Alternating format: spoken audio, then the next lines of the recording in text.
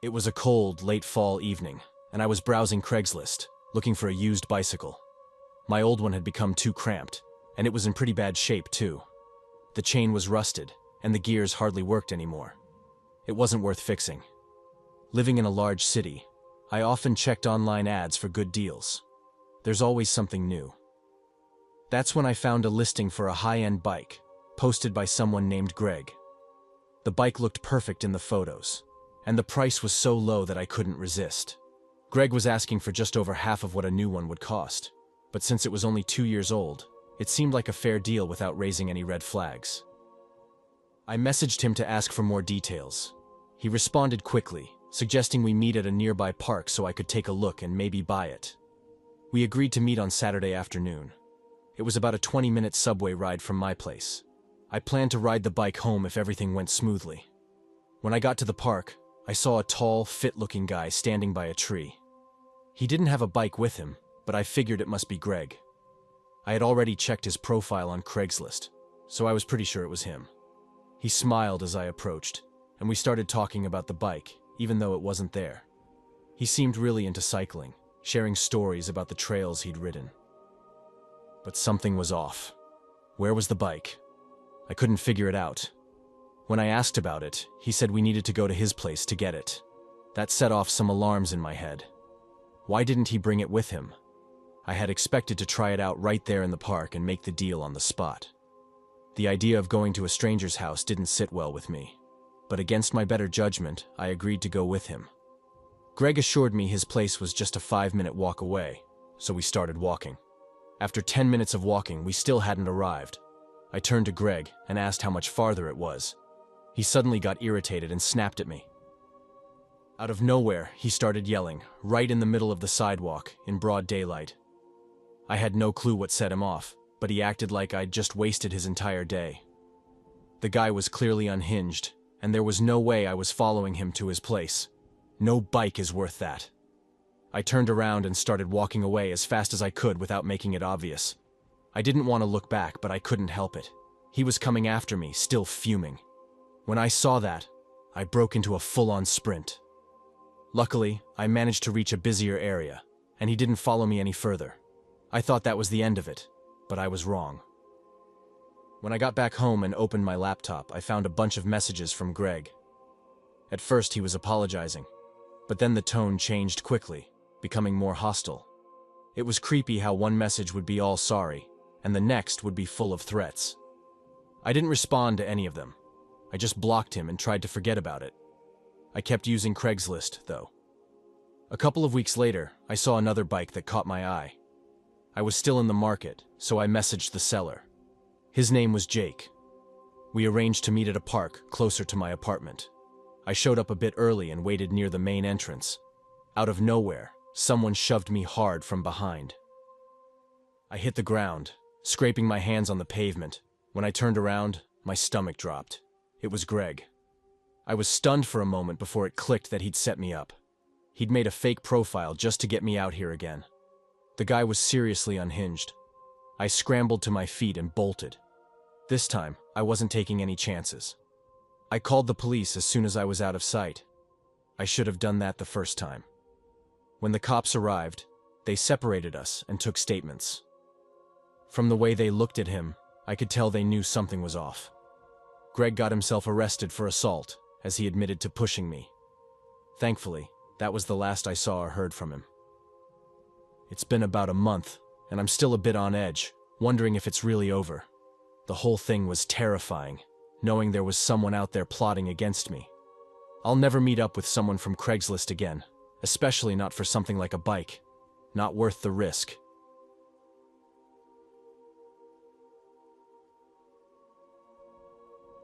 I relocated to a new town when I was in my mid-30s. My goal was to eventually buy a home there, but since I was coming from another state, I wanted to be careful about picking a neighborhood.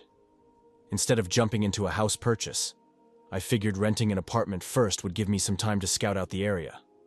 Not knowing how long that might take, I wasn't keen on locking into a year-long lease. Sure, I could sublet if needed, but I preferred to avoid that hassle, so I focused on finding a place that offered a month-to-month rental from the start.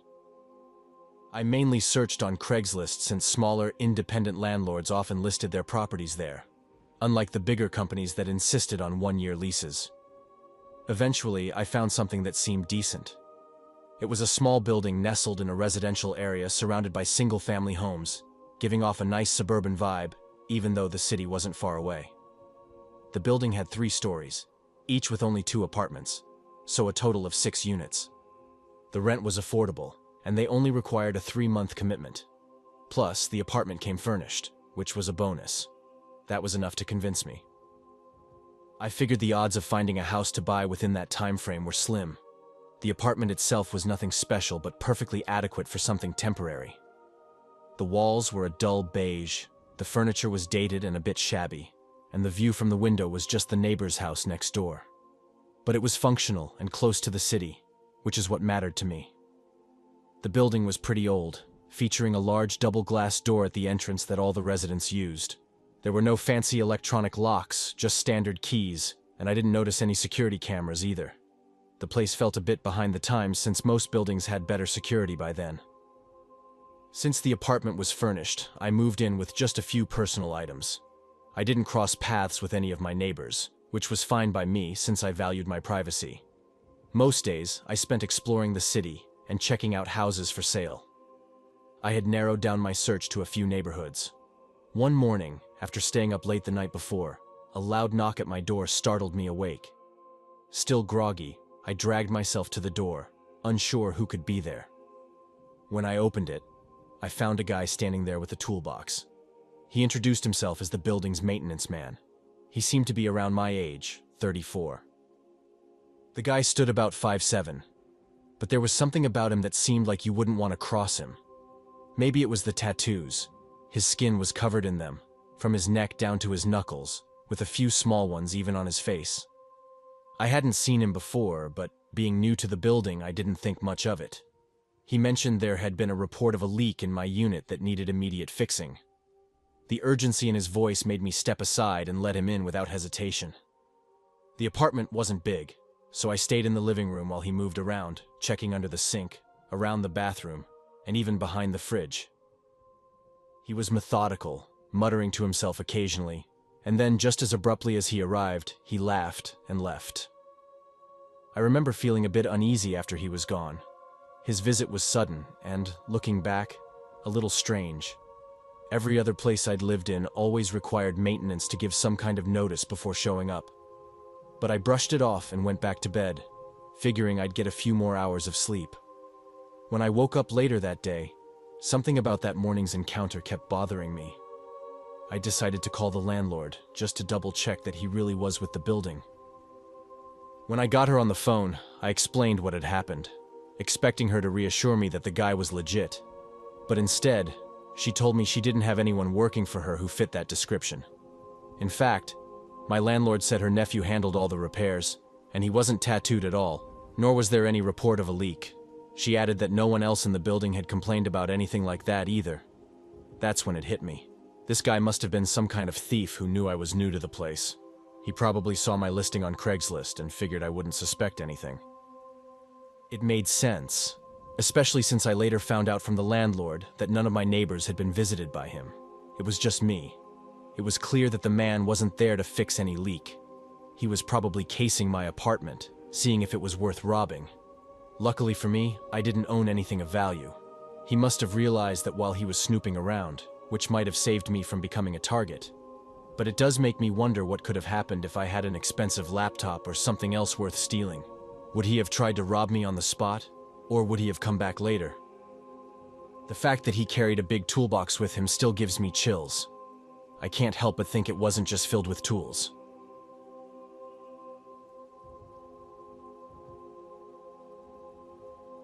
My name's Alex, and this happened not too long ago.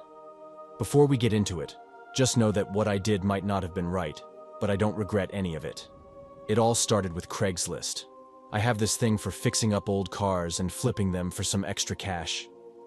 I stumbled upon an old model. I'll keep the name to myself, don't want to give away too much, but it was a real classic. The engine was in good shape. It just had some body issues.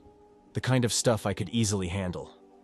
After dealing with a few scammers in the past, I checked out the seller's profile carefully.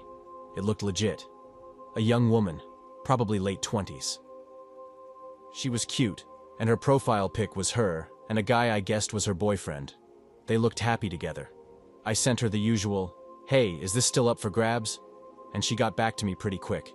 She said it was, but she warned me that the side mirrors were held on with duct tape, and there were a few other small issues with the car. Nothing major, just cosmetic stuff. I wasn't worried, so I told her it was cool.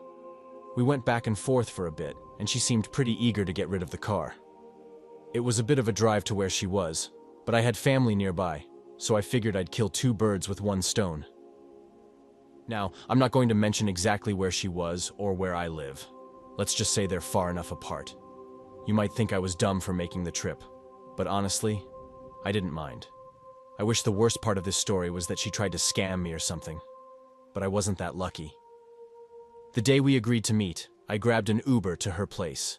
I figured I'd drop by my family's afterward and drive the car back home. When I got there, everything seemed normal. She was there, along with her boyfriend and an older guy who I assumed was her dad. We did the usual exchange, and the car was mine. But something felt off. She seemed nervous, like she was hiding behind her boyfriend. The guy was definitely the same one from her profile pic, so no surprises there. But when I saw her arms, I noticed several faded scars. It hit close to home because I've struggled with self-harm before too. With the keys in hand, I drove over to my parents' place first, then headed back home. A couple of towns over, while cruising on the highway, I started to notice an old, beat-up car tailing me. At first, I didn't think much of it. Just another car on the road.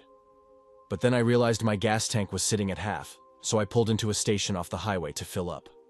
As I was pumping gas, I noticed the car that had been tailing me pulled into the station too. A big guy with a buzz cut and a faded skull tattoo on his neck stepped out, looking pissed. "Hey!" he shouted with a thick southern drawl. "What the hell you think you're doing driving my girl's car?" I blinked, trying to process what he was saying. The guy didn't look anything like the dude I saw at the house or in her photos. Excuse me?" I replied, feeling that creeping sense of dread. "Yeah, you heard me. That's my girl's car. Her name's Amanda," he spat out. And I froze. Amanda was the name the girl used on Craigslist, though I had changed it here for privacy. My mind raced. Was this Amanda cheating on her boyfriend or something? This was getting weirder by the second. "I'm sorry, man, but I bought this from some older guy," I lied, trying to sound convincing. "Bullshit," he snapped. "That's my girl's car, all right? That dumb bitch." He slammed his fist on the roof of his car, looking furious, then stormed back to his vehicle. As soon as he was out of sight, I quickly texted Amanda. It felt wrong, but I needed answers. She responded right away, asking, "Is his name Mike?" Another fake name, but it made sense. I shot back, "Please don't tell him anything about me, he's my ex." Her reply came quick, and it was clear she was scared. I didn't say anything else and just finished filling up the tank. As I pulled out, I noticed the guy's car was right behind me again. My heart was racing, and I decided to pull onto a quieter road, hoping he'd pass me by. But he didn't. Instead, he parked his car and got out, striding toward me with anger in his eyes. I immediately regretted stopping. He banged on my window, yelling, "Roll down your window now!" I hesitated, but something in his voice made me comply. "Are you seeing that dumb bitch, Amanda?" He bombarded me with questions, spitting out insults about her with every breath. I kept shaking my head, trying to tell him, "Man, I don't know this Amanda. I'm just trying to go home. I swear to God I'm gonna kill her. For real this time. I'll carve her up just like before," he ranted, his voice dripping with venom. That's when my mind flashed back to Amanda's scarred arms. Had he done that to her? The thought made my blood run cold. I tried to stay calm, but as I reached for my keys, I saw him pull something out of his jacket pocket. Instinct took over. Without thinking, I grabbed the small pocket knife I always carried and slashed at his arm, just like those marks on Amanda's skin. The guy screamed and stumbled back, and I didn't waste a second. I floored it, hearing the crunch as I ran over his foot. I didn't stop until I was miles away. I haven't heard from Amanda or that guy since, but I keep thinking about what could have happened. Was it the right thing to do? Maybe not. But after growing up with a mom who never got the chance to fight back, I wasn't about to be another victim.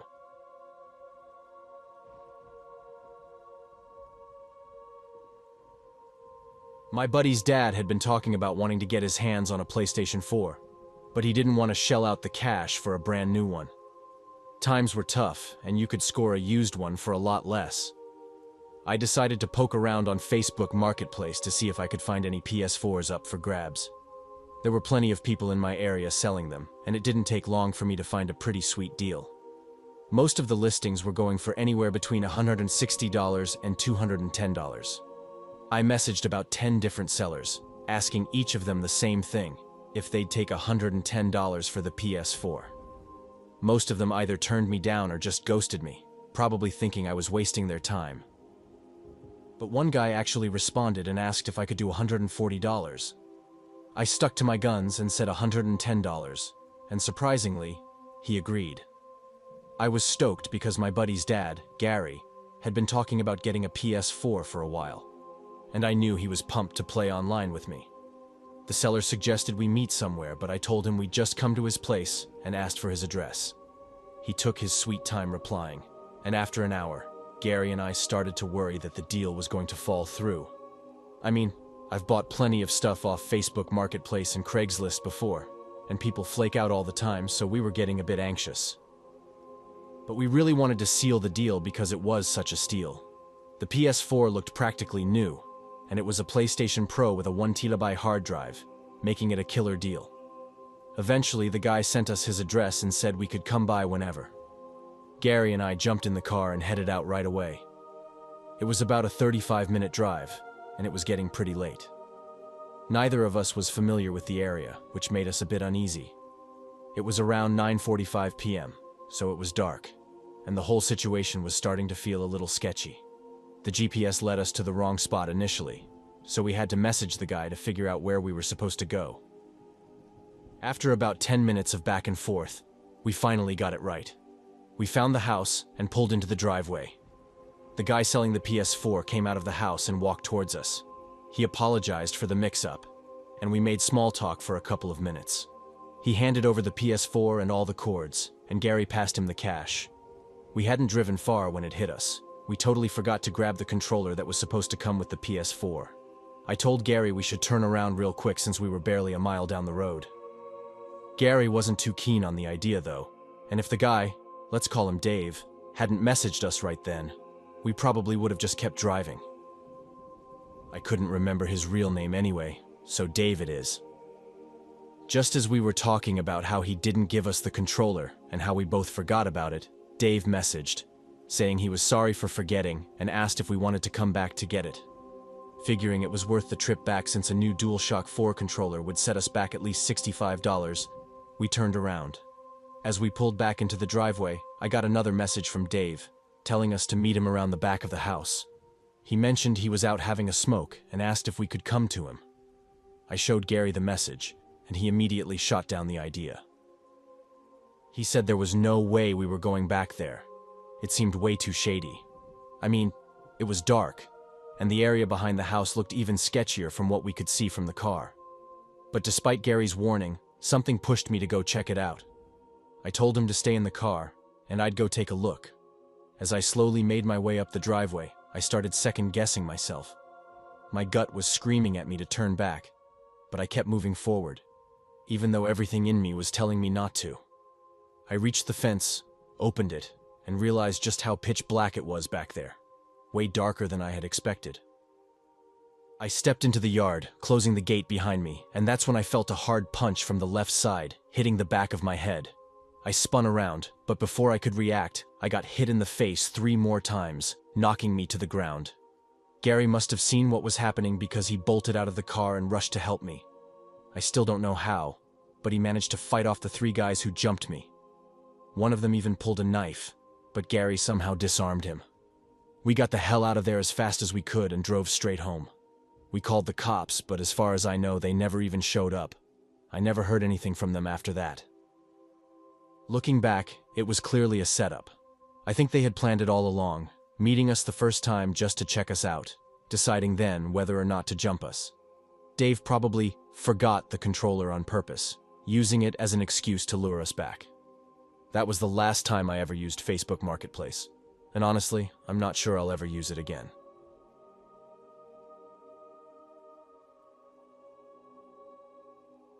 I'm one of those people who can't resist getting a new phone every year. It's just something I like to do. Usually, I trade in my old one for a new model, but not every time. A few months ago, I bought the latest iPhone, but I still had my previous one lying around, so I decided to sell it on Craigslist. The phone was barely used, and I figured someone would snap it up quickly. I set a fair price, and sure enough, by the next day, someone named Victor reached out with an offer. After he paid, I shipped it off to him. Everything seemed perfectly normal at first. Victor received the phone, and I thought that was the end of our transaction.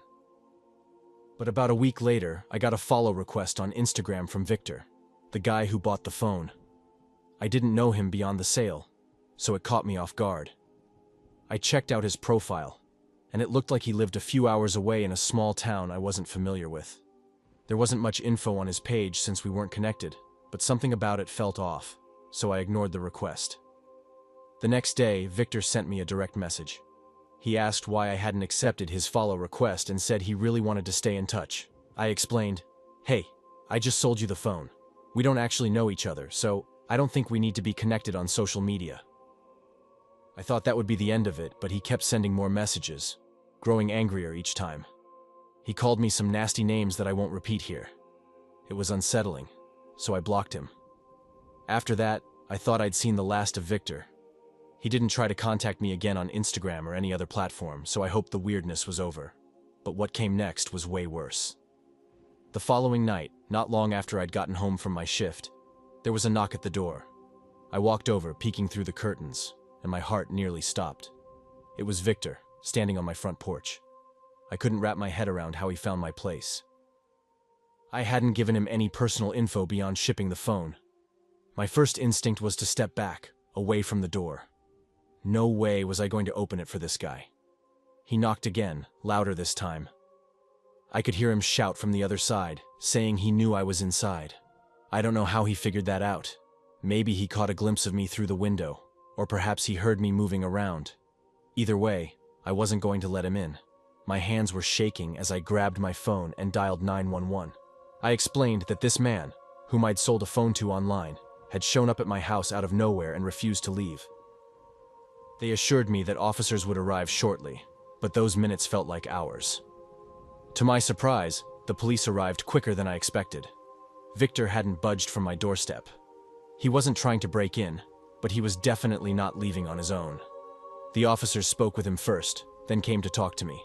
After what seemed like forever, they managed to convince him to leave, warning him that if he came back, he'd be arrested. Thankfully, he seemed to take them seriously because he left without causing more trouble. Since then, I've neither seen nor heard from Victor again. The whole situation still messes with my head. I never imagined a simple phone sale could lead to something like this.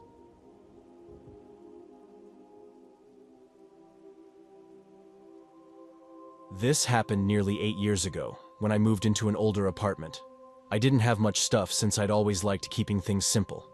The place was unfurnished, so it felt pretty bare at first. In the weeks following my move, I spent some time on Craigslist, looking for secondhand furniture that wouldn't break the bank. I needed a desk, a few end tables, some kitchen items, and a bed frame. Back then, I was just sleeping on a mattress on the floor. One Wednesday evening, I saw an ad on Craigslist for a set of dishes that caught my eye. The bowls and plates were practically new, and the seller only wanted $15 for them. I checked online and found out that the same set cost around $60 in stores. It seemed like a good deal, so I messaged the seller. A few minutes later, the seller, who called himself John, got back to me. He lived about a 25-minute drive away, but we arranged to meet at a parking lot of a supermarket that was halfway between us. At around 7:30 that night, I got into my car and drove out. When I arrived at the parking lot, there was just one other car there, with a man standing next to it. I parked a couple of spots away and walked over to him. He looked to be in his early 50s and had a weird grin on his face. He introduced himself as John, but I quickly noticed he didn't have the dishes with him. We exchanged some awkward small talk, during which I mentioned I had just moved to the area and was still hunting for some basic furniture. After a few minutes of chit-chat, I brought up the dishes again. John seemed a bit irritated, but he walked over to his car and opened one of the back doors. He pointed to a box on the opposite seat, telling me to grab it because he had a bad back. Something about the whole situation felt off, and I didn't want to get into his car. I hesitated for a moment, and after a tense few seconds, he agreed to get the box himself. He walked around to the other side, opened the door, grabbed the box, and handed it to me. I paid him the $15 and left as quickly as I could. It was a creepy encounter, but nothing really happened. I figured that was the end of it, but it wasn't. A few days later, I was back on Craigslist looking for more furniture. I was desperate to find a proper bed frame because sleeping on the floor was getting uncomfortable. While browsing, I came across an ad for a bed frame that looked decent. The picture in the ad was obviously a stock photo, but the post claimed the frame was in great shape. The seller's name was Derek, and his place was just a 20-minute drive from mine. I agreed to pick it up that same night. I had to finish up some work, so it was closer to 10 p.m. when I finally left. By the time I reached Derek's neighborhood, it was pitch black. The area was full of old houses, and tall trees loomed overhead, blocking out any starlight. As I got closer to his house, I sent Derek a quick message, letting him know I'd be there soon. When I arrived, I parked on the street and stepped out of my car. There was a dim light on inside, so I figured I was at the right place. I walked up the narrow path and made my way to the porch. As soon as I got there, I knocked on the door. A few seconds later, I heard a voice from inside. "Come on in, it's open." As dumb as it sounds, I reached for the doorknob for a second before common sense kicked in. I knew better than that. The smart move would have been to just leave, but I knocked again instead, ignoring the voice. This time, I heard footsteps approaching, and then the door slowly creaked open. Standing there in the doorway was the same guy who sold me the dishes a few days earlier. I was stunned for a moment because this was a different Craigslist account with a different name. It didn't add up. As soon as he saw me, he asked me to come inside, acting like we were meeting for the first time. He waved me in with his hand and said, "I just need some help with the bed frame. It's pretty heavy." There was no way I was stepping foot in that guy's house. Without saying a word, I turned around, walked back to my car, and drove off. As I was driving, my phone started buzzing with notifications. I didn't check them until I got home. They were all from the Derek account, filled with furious messages. One even threatened to slit my throat, while the others were just as unhinged. It was clear this guy was bad news. Fake names, weird vibes, and then those crazy messages. Everything about this screamed danger. I figured it was serious enough to involve the cops. It wasn't a stretch to think he might have done something to me if I had gone inside. The police took my story seriously. They told me that making threats like that is actually illegal, so just those messages alone were enough to get them involved. I gave them the address, and they followed up, interviewing the guy. From what I was told, he let them search his house, but they didn't find anything suspicious. No hidden rooms or anything like that. They gave him a warning about the threats and left it at that. While I appreciate what the police did, I still feel like there was more to the story. The whole thing still sends shivers down my spine when I think about what might have happened if I'd gone inside that house.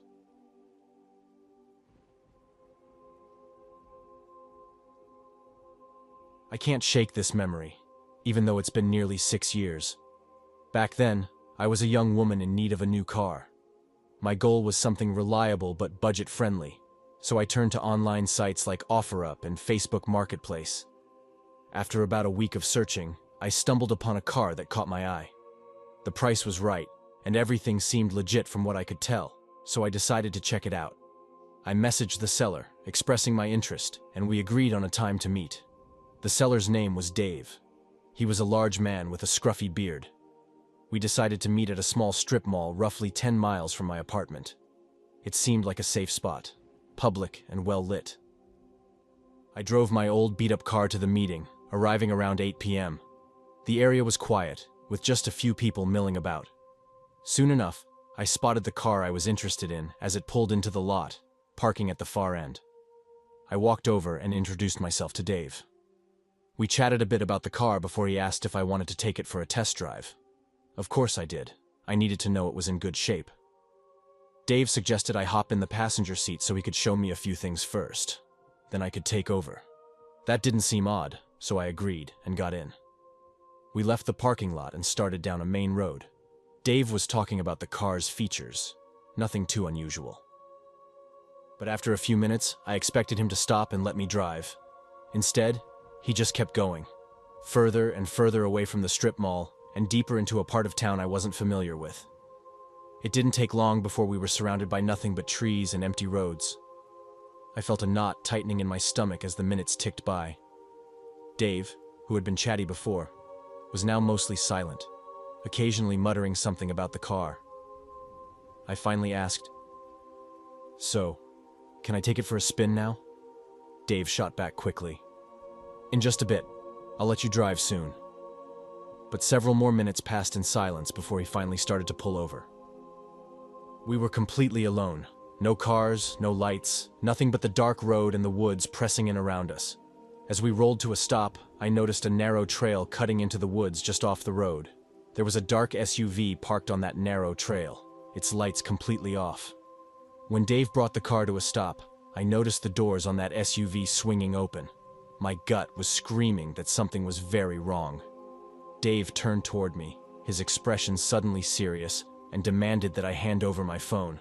I asked him why, but before he could answer, I saw several figures emerging from the SUV, still a bit too far to make out any details, but close enough to set off alarm bells in my head. My mind went into overdrive, and I realized I had to get out of there immediately.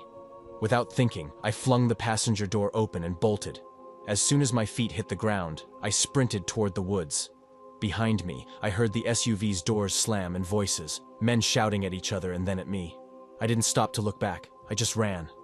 The trees rushed past me as I darted into the woods, branches scratching at my arms and face, but I didn't care.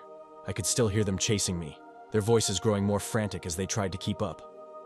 I dug my phone out of my pocket as I ran, fumbling with it as I hit 911.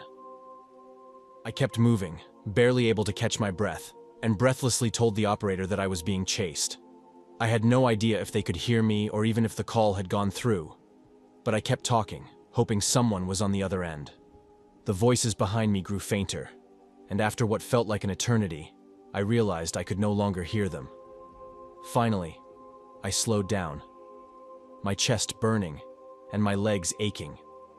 I hid behind a thick tree, trying to catch my breath and straining to hear any sign of pursuit.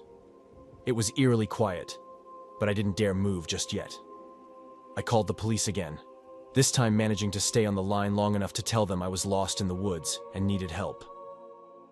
They were able to trace the call, and within minutes, I could hear the distant sound of sirens cutting through the silence.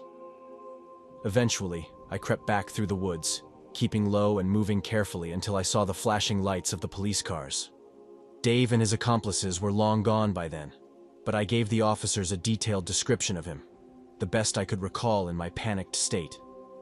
They managed to track him down, not too long after that night. I can't help but feel incredibly lucky to have escaped that nightmare.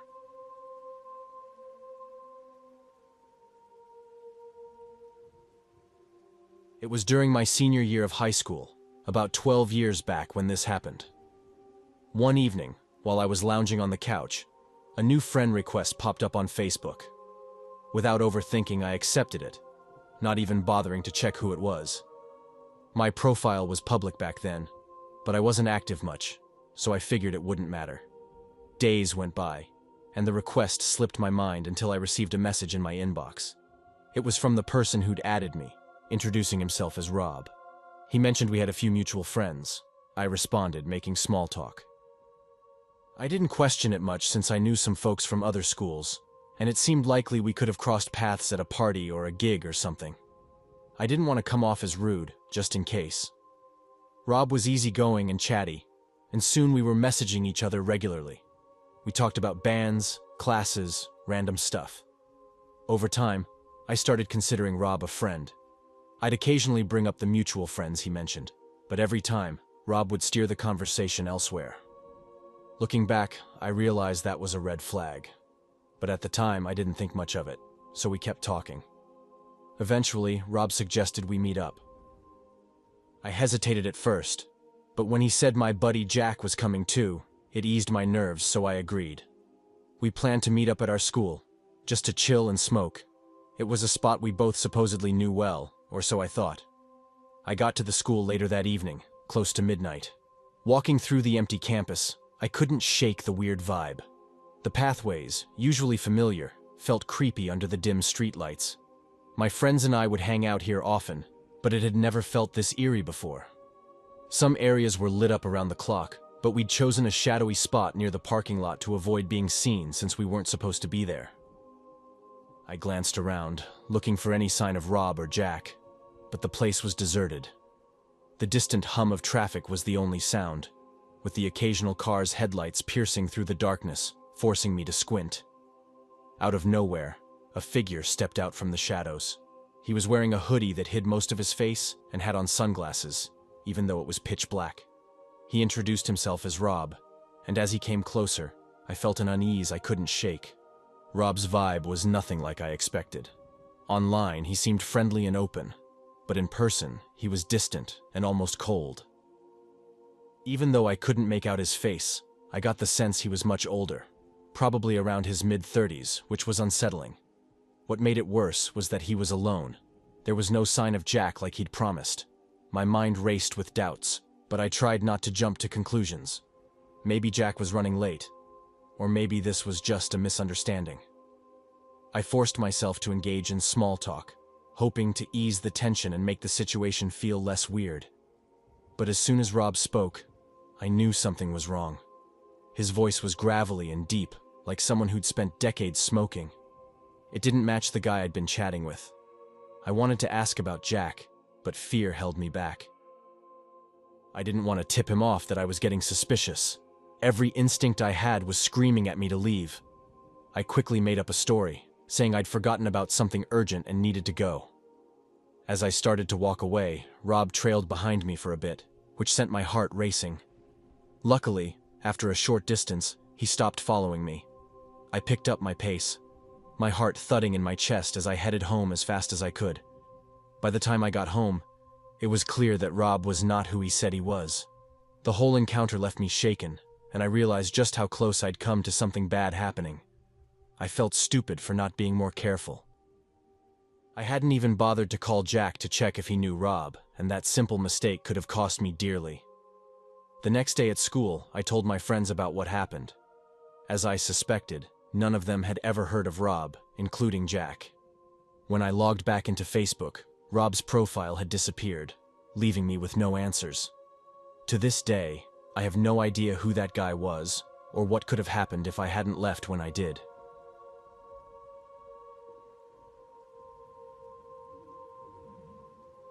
I used to run a small side gig out of my apartment, dealing mostly in second-hand instruments. I sold a lot of guitars online and was always on the lookout for good deals. I had a knack for spotting items that I could flip for a profit, so I'd jump on anything priced right. It wasn't a full-time job, but it was a fun way to make some extra cash and mess around with some cool gear. I used platforms like Craigslist and Facebook Marketplace, and occasionally other websites for shipping stuff abroad. But I preferred meeting people in person, so most of my business was local. My apartment was part of a row of townhouses, not far from a busy street in a bustling city. It wasn't a gated area or anything, just a regular street with homes lined up next to each other. My living room was just a few feet from the sidewalk, making it easy to spot anyone coming by. One day, I got a message from someone interested in one of the pricier guitars I had listed. The guy's name was Derek, and he seemed legit. His Facebook profile was over a decade old, so I figured he wasn't some random scammer. We exchanged a few messages, and I gave him my address so he could come over to check out the guitar. We agreed on a time later that day, and I went back to whatever I was doing. As the time approached, I started watching the street, looking for his car. There was this beat-up silver SUV that kept driving past my place, and I thought it might be him. It circled the block a few times, and once, I even went outside and waved, thinking it was Derek. But the car just kept going, leaving me standing there feeling a bit foolish. I figured maybe he changed his mind, which happens sometimes, so I shrugged it off. The following night, I was sitting in my living room, half watching a movie while replying to emails on my laptop. It was getting close to midnight, and I was about ready to call it a night. As I walked towards the bathroom, something caught my eye. A shadow moving outside my back window. I couldn't make out any details, but someone was definitely out there. My backyard was fenced off, and no one should have been back there. It was my private space, and seeing someone lurking around made my skin crawl. I quickly turned off the TV, and in the sudden silence, I heard a faint scraping noise, like metal against wood. My heart started racing, but I tried to convince myself it was nothing serious. But when I peeked around the corner again, I noticed the back door was slightly open, and standing in the doorway was a tall, thin figure. He was dressed in dark clothing, his face partially hidden under a hood. He hadn't seen me yet, so I mustered up the courage to shout, "Hey!"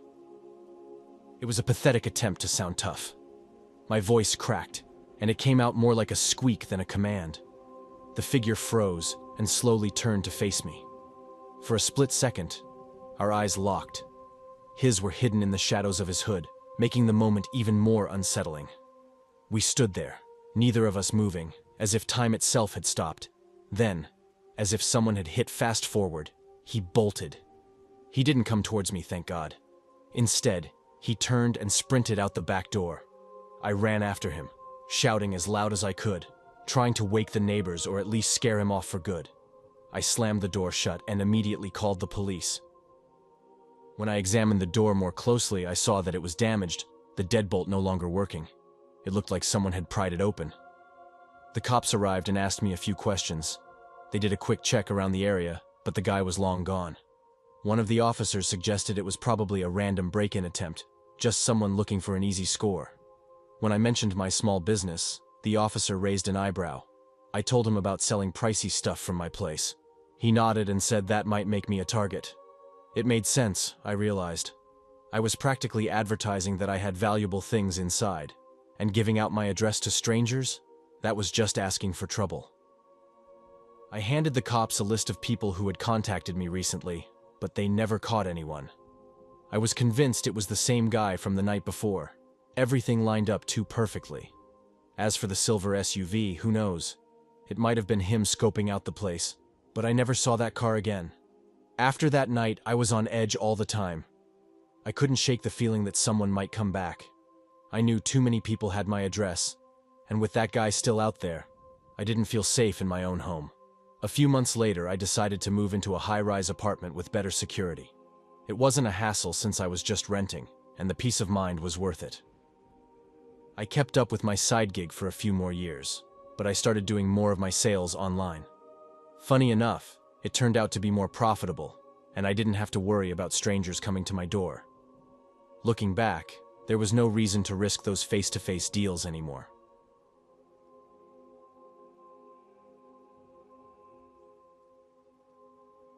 When I was around 20 or 21, I shared an apartment with a friend and had this big dream of becoming a model. Back then, I used to browse Craigslist a lot, looking for opportunities. One day, I stumbled upon an ad that caught my eye. It offered high pay for just a few hours of work.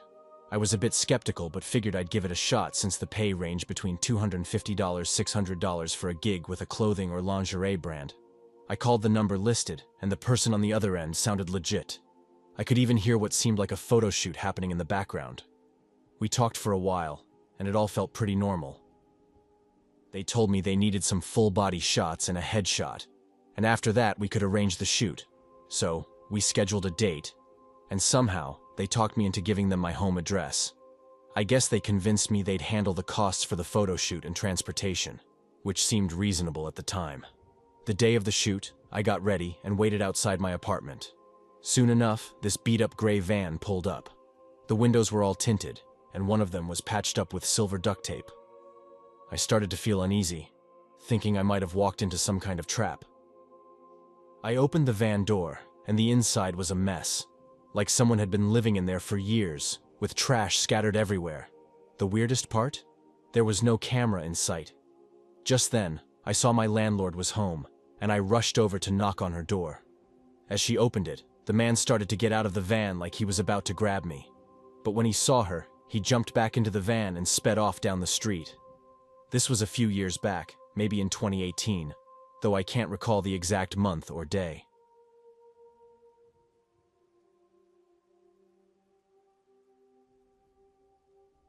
My mom once shared a story with me from when I was a kid, about the one and only time she used Craigslist.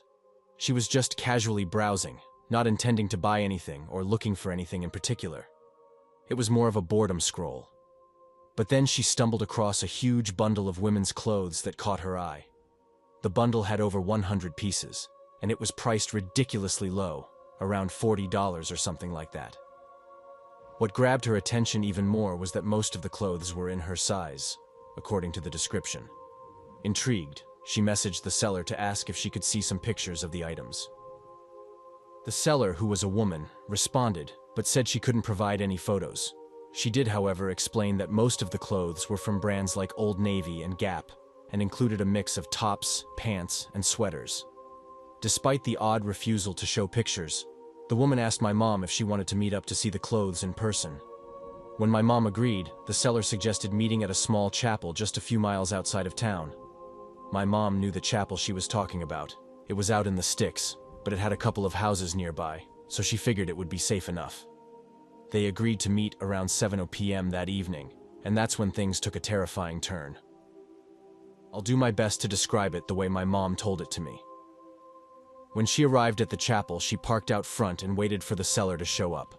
After about 10 minutes of waiting, she messaged the seller again to let her know she was there. The seller, who I think went by the name Sarah on Craigslist, messaged back saying she was already there too, and asked my mom to drive around to the back of the chapel.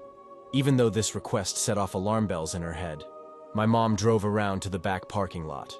As soon as she rounded the corner, she saw a beat-up white van parked right at the edge of the lot, next to a field of tall grass behind the chapel. But there wasn't anyone visible in the van. The windows were so darkly tinted that my mom couldn't see anything inside. She rolled down her window and parked a few feet away, lining up parallel to the van. She gave a small wave to signal that she was the buyer. A moment later, the woman got out of the van, carrying a large trash bag stuffed with clothes. They exchanged quick introductions, and my mom handed over the cash. But just as the money changed hands, my mom spotted two men stepping out from behind the van, one on each side. They were wearing masks. The men grabbed her, trying to shove her into the van. One of them started hitting her, trying to force her to give in. But my mom wasn't about to go down without a fight. She kicked and punched with everything she had, refusing to let them take her. What saved her life was a farmer from the neighboring property who had been watching the whole thing unfold. He appeared, shouting at the men while aiming a hunting rifle at them. Terrified, the men let go of my mom and jumped back into the van. They sped off, but not before the farmer managed to shoot out one of their rear tires. Still, they managed to get away. The police were called and they searched for the van, but as far as we know, they never caught those men. That farmer saved my mom's life, and I can never thank him enough. It's horrifying to think that there are people out there who would go to such extremes, hurting others just to make a quick buck. Instead of seeking help or finding a job, they choose to inflict pain and fear on innocent people. Because of this, my mom developed severe anxiety, something that she struggles with even now. We both believe those men were involved in human trafficking, trying to snatch her up for something horrific. You never think it could happen to you until it does. The takeaway here is clear. If you're meeting someone from the internet, especially through something like Craigslist or Facebook, do it at a police station, where safety isn't just a hope, but a guarantee.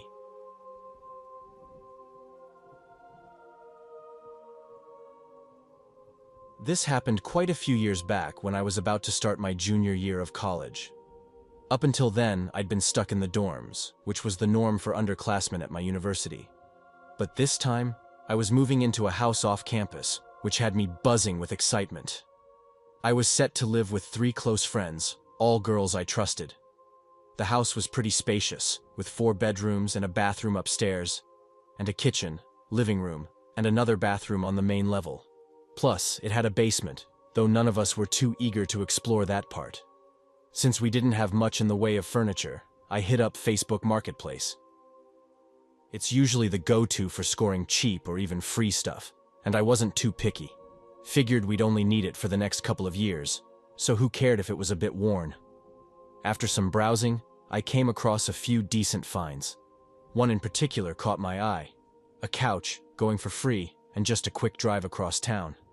The post said it was practically new, and the owner was just getting rid of it because they had bought a replacement.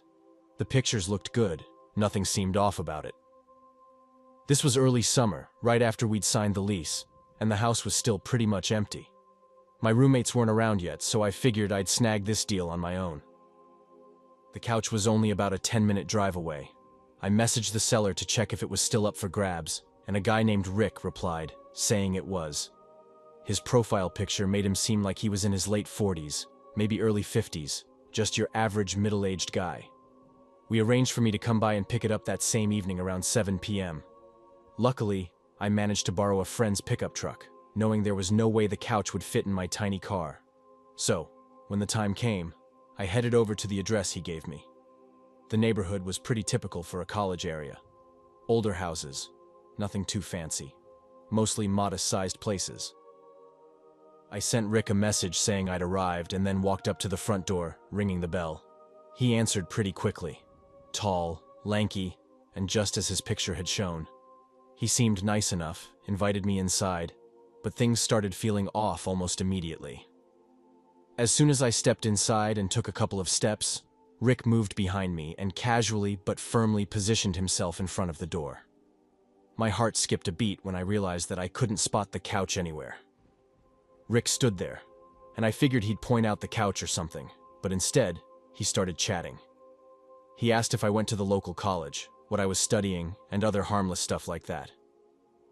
At first, I thought he was just being polite, but then the questions got personal, asking where I lived, if I had roommates, and if I was seeing anyone. It felt off. After a few minutes of this awkward small talk, I brought up the couch. The whole situation was starting to feel weird. When I asked where it was, Rick casually mentioned that it was down in his basement. I remember feeling a wave of disappointment. The photos on the Marketplace post didn't look like they were taken in a basement at all. There was natural light, and it seemed like it was in a living room or something. It didn't make sense why he'd leave it down there if he knew someone was coming to pick it up. Rick explained that he hadn't brought it upstairs because he couldn't manage it on his own.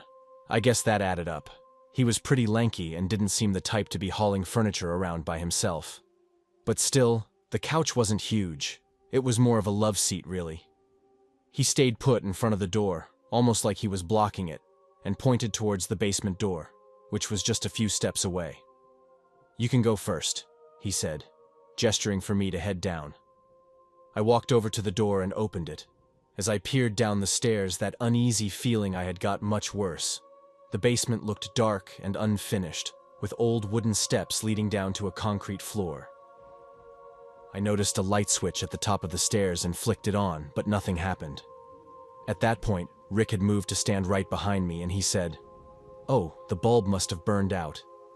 I didn't want to go down there at all. My mind was racing, trying to think of an excuse to leave. Rick noticed I was hesitating and said, "Go on, it's just down there," after I'd stood frozen at the top of the stairs for a few seconds. In a burst of panic, I blurted out, "Actually, I really need to use the bathroom." I spun around, trying to make a break for it, but Rick didn't budge. He told me there was a bathroom in the basement that I could use. I said I'd rather use one upstairs, hoping he'd let me leave. He paused, then mentioned there was another one on the main floor that I could use, pointing down the hall. As he pointed the way, Rick shifted back to his spot by the front door, just like before. I headed down the hallway, my heart pounding, as he stayed put. I found the bathroom and ducked inside, locking the door behind me. My mind was racing, trying to figure out what to do. I thought about calling a friend who was still on campus, but before I could, I heard Rick moving closer. It wasn't loud, just the faintest creak of the floorboards, but I knew he was approaching. The house was eerily quiet, except for those soft creaks. I stood there, frozen, trying to stay as silent as possible. It was clear that Rick was taking his time, inching closer to the bathroom. The door was locked, but that didn't make me feel any safer. After what felt like an eternity, I could sense him right outside the door. I quickly typed out a message to my friend, explaining the situation, my hands shaking as I did. Then, I crouched down and peeked under the door. Sure enough, I saw his shoes. He was standing just inches away on the other side. I carefully backed away from the door, trying not to make any noise. I flushed the toilet, hoping it would mask any sound I made. Almost immediately, I heard Rick retreating, heading back towards the front of the house. I pretended to wash my hands, letting the water run for a moment, then shut it off and quietly opened the bathroom door. From where I was, I couldn't see Rick, and I knew he couldn't see me either. Instead of heading back towards the living room, I noticed a door on the opposite side of the hallway. It looked like it led outside. Without a second thought, I made a beeline for it. I opened the door as quietly as I could and slipped outside. As soon as I was out, I broke into a full sprint, circling around the house and making a mad dash for the street where my truck was parked. I didn't dare look back until I was safely inside the truck. Only then did I glance back at the house, but Rick was nowhere to be seen. I floored it out of there, not stopping until I was safely back at my place. My hands were still shaking as I checked Facebook, only to find that Rick had blocked me. The couch listing was gone too. I still don't know what Rick had in mind, but I'm just glad I got out of there when I did. It was beyond creepy, and I couldn't shake the feeling that something much worse could have happened if I hadn't left when I did.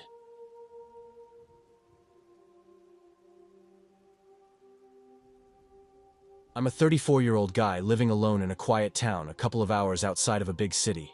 My house is small, but it's in a peaceful neighborhood with plenty of green space. The backyard stretches out to a thick patch of trees. When I first moved in, the previous owner left behind some furniture, a big dresser, a table, and a few chairs. I didn't need any of it since I had my own stuff, so it all ended up in the basement, collecting dust. After a while, I decided to list the furniture for sale on Craigslist. I just made one post for everything and priced it low because I just wanted it gone. Honestly, I didn't think the stuff was worth much anyway. I put up the ad on a Saturday afternoon, but by the following week, nobody had reached out. I wasn't too bothered since the basement had plenty of room, and I wasn't in a rush to clear it out. But then, around Tuesday, I got a message from a guy named Dave. Weirdly, he didn't ask anything about the furniture. His messages were odd. It felt like he was trying to start a casual conversation, as if we already knew each other. The first thing he sent was, "Hey man, what's going on?" "Hey, you interested in the furniture?" I replied, keeping it straightforward. "Nah, just chilling tonight. What about you?" he sent back. I was puzzled. It seemed like he was just messing with me, so I didn't reply. I didn't block him either, since it wasn't that serious. Just a little strange. The next morning, I logged into Facebook to check messages before heading to work. My inbox was flooded with messages from Dave. The first one I opened was a straight-up threat. I quickly scanned a few more, and they were all pretty much the same, dark and aggressive. I immediately blocked him and reported the account. Facebook sent me an email confirming they'd removed his profile. I knew that wasn't a huge help since it's easy to make a new account, but it was something. After that, I just tried to brush it off. I mean, I'm a grown man, so I didn't feel too shaken by it. People talk all kinds of nonsense online. Sure, it's not okay, but I didn't really take any of the threats seriously. I figured it was just some guy trying to get a rise out of me. Since my ad wasn't getting much traction, I updated it with better pictures and dropped the prices even lower. Honestly, I was close to just giving the stuff away for free, but I figured I might as well try to get a few bucks for the hassle. This time the ad blew up. I don't know if it was because of the algorithm or the lower prices, but suddenly I was getting a ton of responses. By the end of the week, most of the stuff was gone, except for that big dresser. Then, on Friday evening, I got a message from a guy named Dan. Yeah, like Dan from those old cartoons. I had nothing going on that night, so when Dan asked if he could pick up the dresser ASAP, I told him to come over. We settled on 7:30 p.m., and I gave him my address. I went down to the basement, hoping to haul the dresser up myself, but it was a beast. There was no way I could get it up the stairs alone. I didn't really want to be stuck in a basement with a random dude, but I didn't have much of a choice. At exactly 7:30, I looked out the window and saw a black van pull into my driveway. Out stepped a guy who looked about my age, maybe a bit older. He was tall, lean, and completely bald, with a serious expression that made me uneasy. I went out to meet him and led him down to the basement. The moment we started descending the stairs, I felt uneasy. Something about being alone down there with a stranger just didn't sit right with me. When we reached the dresser, Dan gave it a quick once-over and said, "Looks fine." We hoisted the dresser and started the awkward task of carrying it up the narrow stairs. He took the top end, while I was stuck at the bottom, struggling with the weight. Just as he reached the top, he suddenly stopped dead in his tracks. I was stuck there, halfway up the stairs, holding onto the dresser and feeling the strain in my arms, wondering what was going on. I glanced up at Dan, and his expression sent a shiver down my spine. In that instant, I knew I was in serious trouble. A heartbeat later, he shoved the dresser down the stairs, aiming straight for me. I fell back onto the carpeted floor, and the heavy dresser slammed down after me. The corner missed my hip by just a few inches. It didn't crush me on the way down, but it pinned me beneath its weight. That's when it hit me. He did it on purpose. I couldn't see him, but I heard his slow, steady steps coming down the stairs. My mind was racing. I knew I had only seconds to act. I fumbled for my phone and managed to dial 911. My hands were shaking as I held the phone, praying they would pick up before Dan got to me. When the operator answered, I blurted out my address, telling them it was an emergency. I yelled at Dan that the cops were on their way and that he should leave while he still could. I couldn't see him from where I was trapped, but I heard him pause, then quickly retreat up the stairs. As soon as I was sure he was gone, I struggled to wriggle out from under the dresser. By the time I made it to the top of the stairs, the police were already pulling up to my house. They took my statement, asked a million questions, trying to piece together what had happened. That's when I remembered the creepy messages from that other guy. Unfortunately, I couldn't give them much to go on since his account had been deleted. You'd think they could recover something with Facebook's help, but I don't know if they ever did. The next day, I got word that they had caught Dan. And here's the weird part. His name was actually Dan. He was charged with some serious stuff for what he did to me. They told me he cut a deal, pleaded down from aggravated assault, and ended up getting a few years in prison. As for the guy who had messaged me before, we never found out if it was the same person. But deep down, I'm convinced it was him. What are the odds that someone threatens you online, and then someone else just happens to follow through on it? It seems too much of a coincidence. It had to be him.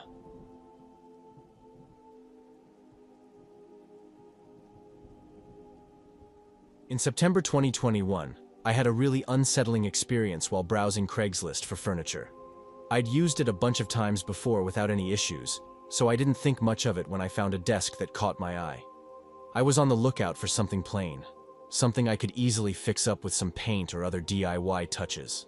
The desk I found was going for just $15, which was perfect for my budget. I reached out to the seller, a guy named Brian, and arranged to pick it up the next day. He was pretty laid back, telling me I could swing by anytime, just to give him a heads up first. The next morning, Brian shot me his address, and I punched it into my phone's GPS before setting off. I was driving my small truck, and I'd already cleared out the back to make room for the desk. As I got closer to the area, something felt off. The neighborhood seemed run down. Most of the houses looked abandoned, with windows boarded up or shattered, and the lawns were wild, with weeds and trash everywhere. Brian's house wasn't much better. It was a dingy, gray structure with peeling paint and a yard that looked like it hadn't been touched in years. I double-checked the address on my phone, sure I must have made a mistake. But nope, this was the place. I parked on the street and sent Brian a text to let him know I'd arrived. He replied quickly, telling me to come on in. I hesitated but eventually made my way through the jungle of a yard, up to the front steps, and knocked on the door. A good minute passed before it creaked open, revealing a guy with stringy hair and an unkempt beard. I told him I was there for the desk. He nodded and gestured for me to follow him inside. The desk was just sitting there, right by the door. Stepping inside Brian's house, I was struck by how empty it was. Almost nothing in the way of furniture, just bare walls and dusty floors. It was weird, but I tried not to think too much about it. Brian offered to help carry the desk, so we each took an end and lugged it out to my truck. After we loaded it up, I handed him the cash, and he actually seemed pretty chill. He gave a quick nod before heading back inside, and I drove off, eager to get home. Once I got back to my apartment, I managed to unload the desk on my own and drag it inside. It wasn't until I had it set up in the corner that I really took a good look at it. The desk had a couple of drawers, and they were all empty, except for one. In the back of that last drawer, I noticed something taped to the wood. I peeled it off and found a plain envelope. Curious, I tore it open, and my stomach dropped when I saw what was inside. It was full of photos. They were the kind you get from those cheap disposable cameras. As I flipped through them, I realized most of the pictures were of my Facebook profile, like someone had taken snapshots of a computer screen. My heart started racing as I recognized each one. But that wasn't the worst part. The next few pictures were of my apartment building, the one I was standing in right then. I didn't get it at first until I came across more photos, ones that made my blood run cold. They were of me, one from when I was walking up to Brian's house, another as I got out of my truck.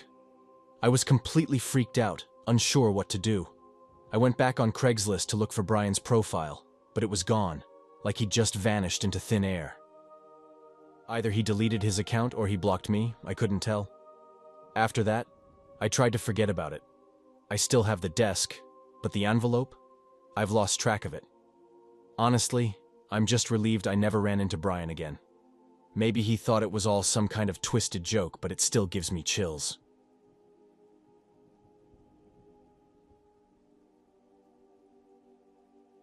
I can still recall that night vividly, even though it's been almost 20 years now. My name's Clara, and back in the day, I was quite into MySpace when social media was just starting out. Those were the days when the internet was a bit like the Wild West, and we were all figuring out the risks of chatting with strangers online. I was one of the last in my circle to jump on the platform, but looking back, I still consider myself an early user, at least compared to today's standards. One evening, I was casually scrolling through my MySpace feed when I stumbled upon a friend request from someone named Darren. I didn't recognize the name or the profile photo, but my curiosity got the best of me, so I went ahead and accepted it. I guess it was more common back then to link up with random people online, or maybe I was just more trusting or foolish. Not long after accepting, Darren started messaging me as if we had been old pals.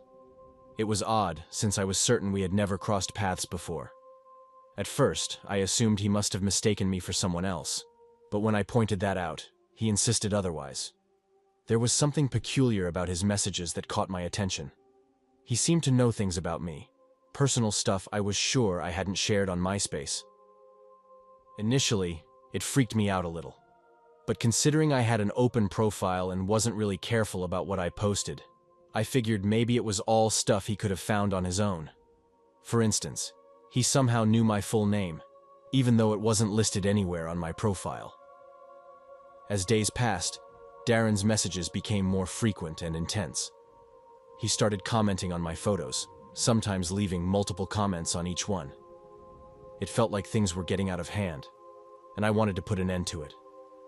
One night, while I was alone in my apartment, I received a message from Darren that sent chills down my spine.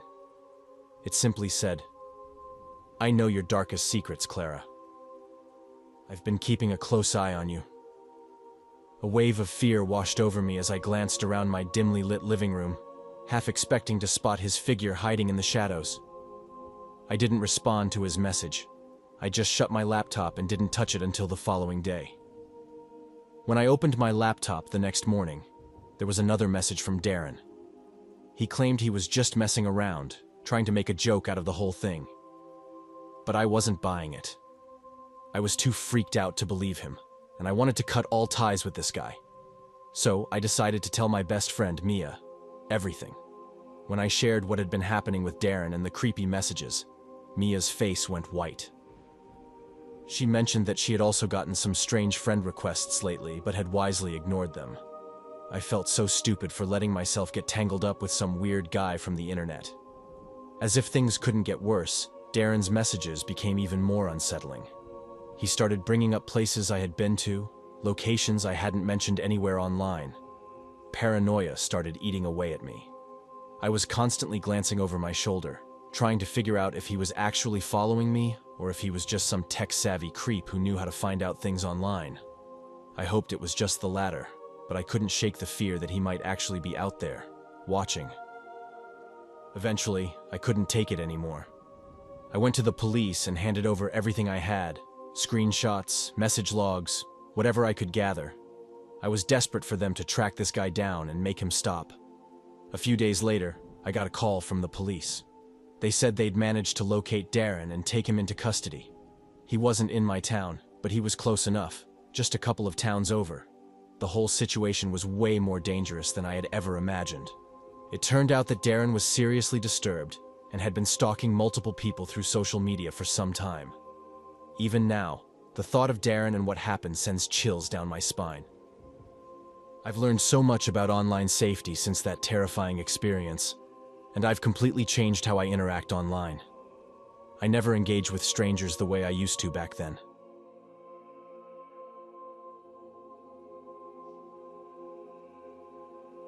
I've had a few hobbies that I'm really into, and one of them is fixing up old cars. What started as a simple interest quickly became an obsession a few years back. Now, I'm no expert mechanic, so I usually need help with the technical side. But when it comes to the cosmetic stuff, like painting, I can handle it. Every day, I'd find myself scrolling through Craigslist, hunting for the parts I needed for my current project. On one of those days, I stumbled upon a listing that had exactly what I was looking for, and it was nearby. Finding something like that without needing to pay for shipping was almost unheard of. The seller, Mike, responded to my message pretty quickly. We talked for a bit, and he invited me over to check out the parts. I figured it was a good idea since I could see if they were right before handing over any money. It was a late Sunday afternoon, and his place was only a 20-minute drive away, so I decided to head over right away. When I got to his house, it looked like any other home in the area. Nothing stood out.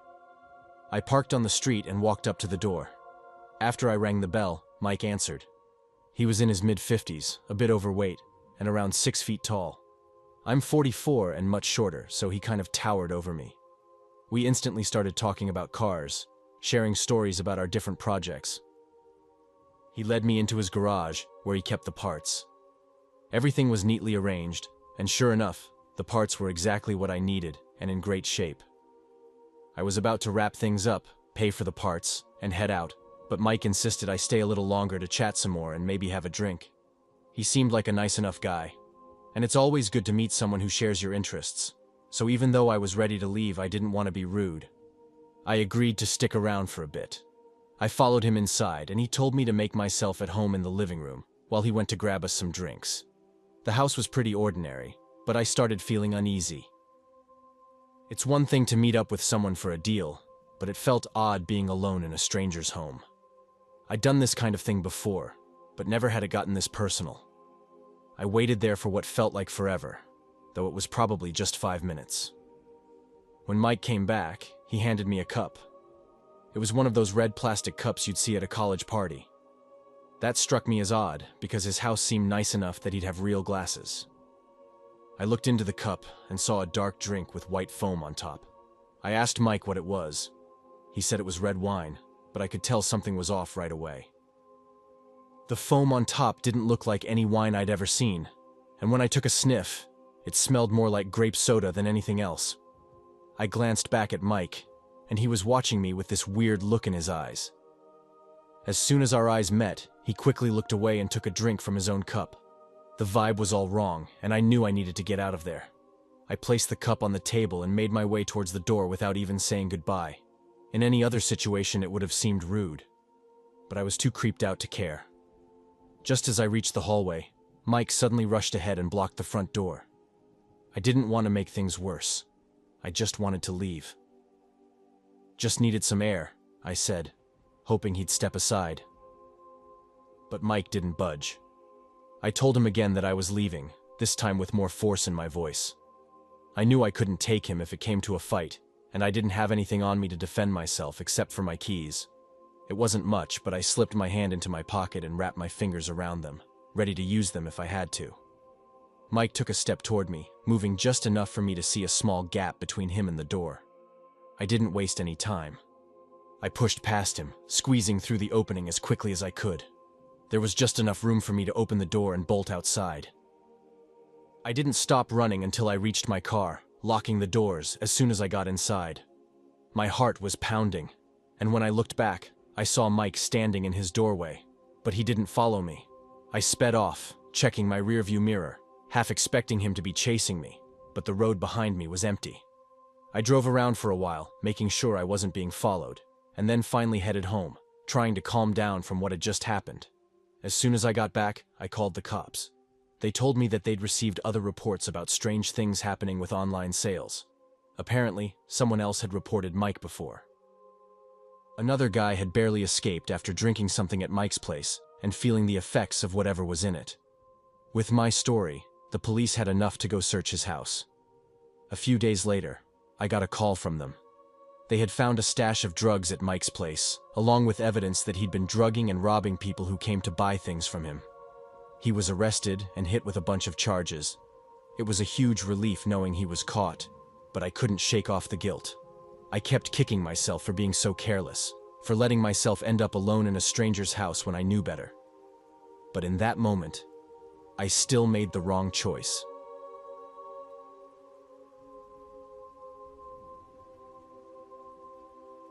This might not be the creepiest story you've ever heard, but it sure left me feeling uneasy when it happened. A little backstory. I was around 21 years old at the time, fresh out of college, and trying to survive the aftermath of the economic downturn. After months of sending out resumes with no luck, I landed a part-time gig as a receptionist making $8 an hour, no benefits. It wasn't much, but it was something. My boyfriend back then got a decent job offer in New Jersey, where his mom's side of the family lived, and he asked me to move there with him. Honestly, if my job situation hadn't been so bleak, I might have said no since we'd only been dating for a little over a year. But I saw it as a chance for a new beginning with someone I cared about, so I went for it. After a few weeks of packing up and saying goodbye to friends, we relocated to Newark. We found a small apartment, and in a couple of months, I got a job as a secretary at a real estate agency. It wasn't great pay, but it was full-time with benefits, and my coworkers were pretty chill. That's why I stayed in Newark even after my boyfriend left me for someone else 6 months later. They told me I could stay as long as I needed to find my own place, but it got awkward fast, with a lot of tension in the air, so I needed to move out quickly. With barely any savings, I couldn't afford my own apartment, so I found a room for rent on Craigslist. It was affordable, and the neighborhood was nice enough, a quiet suburb outside Newark. I didn't have much stuff, so moving in only took a couple of days. The woman renting out the room was older but seemed friendly. There was also another girl renting a room. Everything was fine at first, but then I started noticing these little notes popping up everywhere. There was a sticky note on the bathroom mirror telling me to put my toothbrush away instead of leaving it out. One day, I made a sandwich before heading to work, and when I got back, there was a note on the counter reminding me to wipe down the kitchen after using it. I kept finding these notes everywhere, reminding me to do things like leave my bedroom door open while I was out, grab my mail off the table so it didn't pile up, lower the TV volume when I was done watching, leave the thermostat alone, and so on. The landlady was also weirdly strict about not having guys over. Even when my cousin Jacob swung by on his way back to Philly, I had to meet him outside. And then, there were the stink bugs.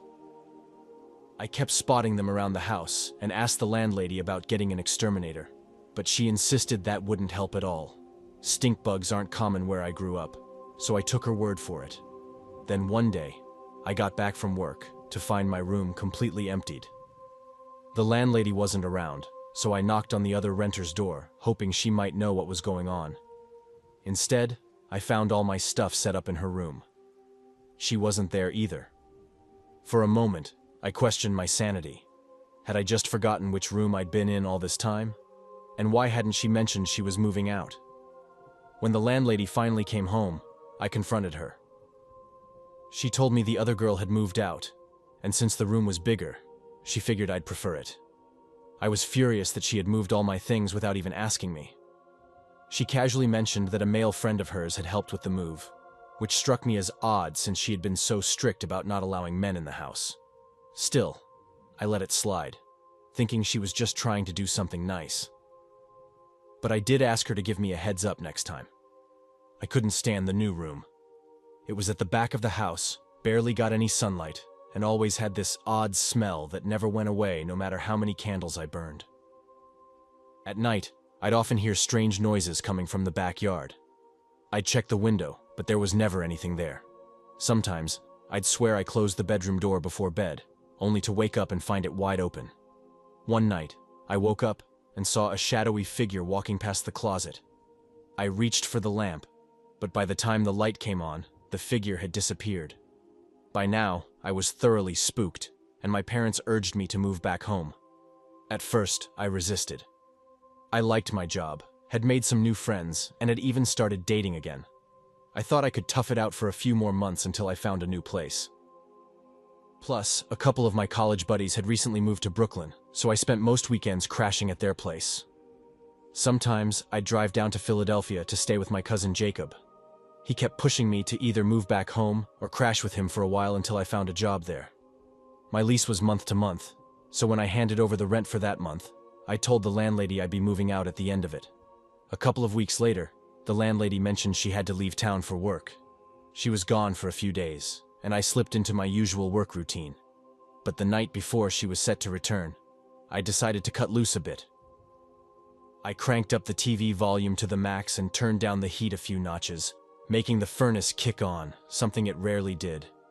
I told myself I'd set everything back to normal before she got home. That night, I went to bed but woke up around 1 or 2 a.m. The room was pitch black, and I started hearing those same strange clicking and shuffling noises again. When I turned on the lamp, my heart nearly stopped. Dozens of stink bugs were crawling everywhere. They were on the walls, the floor, my bed, even on my pillow. They were pouring out of the vents. That's when it hit me. She'd told me not to mess with the heat for a reason. I was horrified and disgusted. I jumped in the shower, scrubbing myself down, and then started packing up my things as quickly as possible. When I went downstairs to the kitchen, the bugs were coming out of those vents too. I had some dishes and stuff down there, but seeing those bugs crawling all over, I decided it wasn't worth it. I'd probably bought them at Walmart anyway, so I left them behind without a second thought. I tossed my bags in the car and drove straight to Jacob's place. Later that night, my landlady called asking what was up.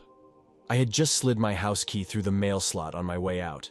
I told her straight up that I couldn't stay in a place where I had to sleep with bugs crawling all over me. She responded, "Oh, you're such a diva," and then informed me she'd be keeping my security deposit. I did end up driving back for a few more days to crash at a friend's place so I could quit my job in person. I still have no clue what happened to the other girl who rented the room, and I haven't set foot in Newark, New Jersey since.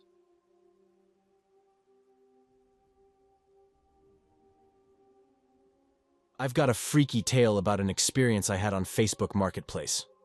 Seriously, I'm never touching that platform again, and I'm still pretty pissed about the whole thing. This happened roughly 3 years back. I owned a solid 48-inch TV that had been my living room centerpiece, but I recently upgraded to a larger 70-inch screen. The old one was way too large for my bedroom, plus I already had a smaller TV in there. So, I figured I'd sell the 48-inch one. Where better to list it than on Facebook Marketplace, right? So I snapped a few photos and put it up for sale. At first, there was zero interest. Then someone came in with a ridiculously low offer, which was kind of a slap in the face, so I blocked them right away. Finally, a serious buyer named Jake got in touch. He asked me if the TV was still in good shape. I assured him it was, practically as good as new, which was the truth. Jake made me an offer. I haggled a bit, and we settled on a price I was happy with. We agreed on a date and time for Jake to swing by and pick up the TV. When the day came, Jake arrived at my place, and I invited him in. I powered up the TV to show him it was fully functional. He handed over the cash, and I passed the TV to him. Jake lugged it out to his car and drove off. I felt pretty good about the whole transaction. A few weeks later, out of nowhere, I get a message from Jake on Facebook.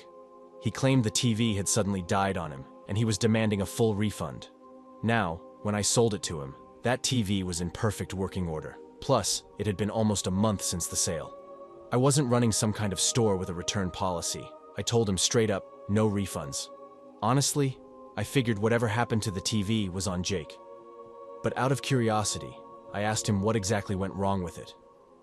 Jake told me he had no idea what happened and claimed it just stopped working. Then, out of nowhere, he started accusing me of selling him a faulty TV on purpose. He even threw out the threat of suing me if I didn't give him his money back. I asked him to send me a picture of the damage. When the picture came through, I was shocked. The TV screen was completely wrecked, like someone had taken a fist to it. I asked Jake straight up if he had punched it, which only made him angrier. He demanded to know if I was going to refund him or not. I stood my ground and said no. It had been over a month, and I reminded him that I wasn't some store offering warranties. I also pointed out how I'd shown him the TV was working perfectly before he took it home. Jake wasn't having it and started cussing me out before I blocked him. I couldn't believe the nerve of this guy, expecting me to take back a broken TV after so much time had passed. That very night, Jake showed up at my house. He must have remembered my address from when he picked up the TV. He started banging on my door like a maniac. I didn't answer and instead yelled at him to get lost. He screamed back that he wasn't leaving without his cash. He also said he had the TV with him and wanted to return it. I peeked out the window and sure enough, he was standing there with the TV. I told him there was no way I was taking it back, and that was final. Jake wasn't backing down, so I threatened to call the cops. Finally, that got him to back off. But as he was leaving, I watched in disbelief as he walked over to my car and hurled the TV at my windshield. He then stormed off, leaving the TV shattered on my driveway. After he left, I went outside to check if my car was damaged. Miraculously, the windshield was fine, but the TV, it was in even worse shape after hitting the pavement. Thankfully, I never saw or heard from Jake again after that night.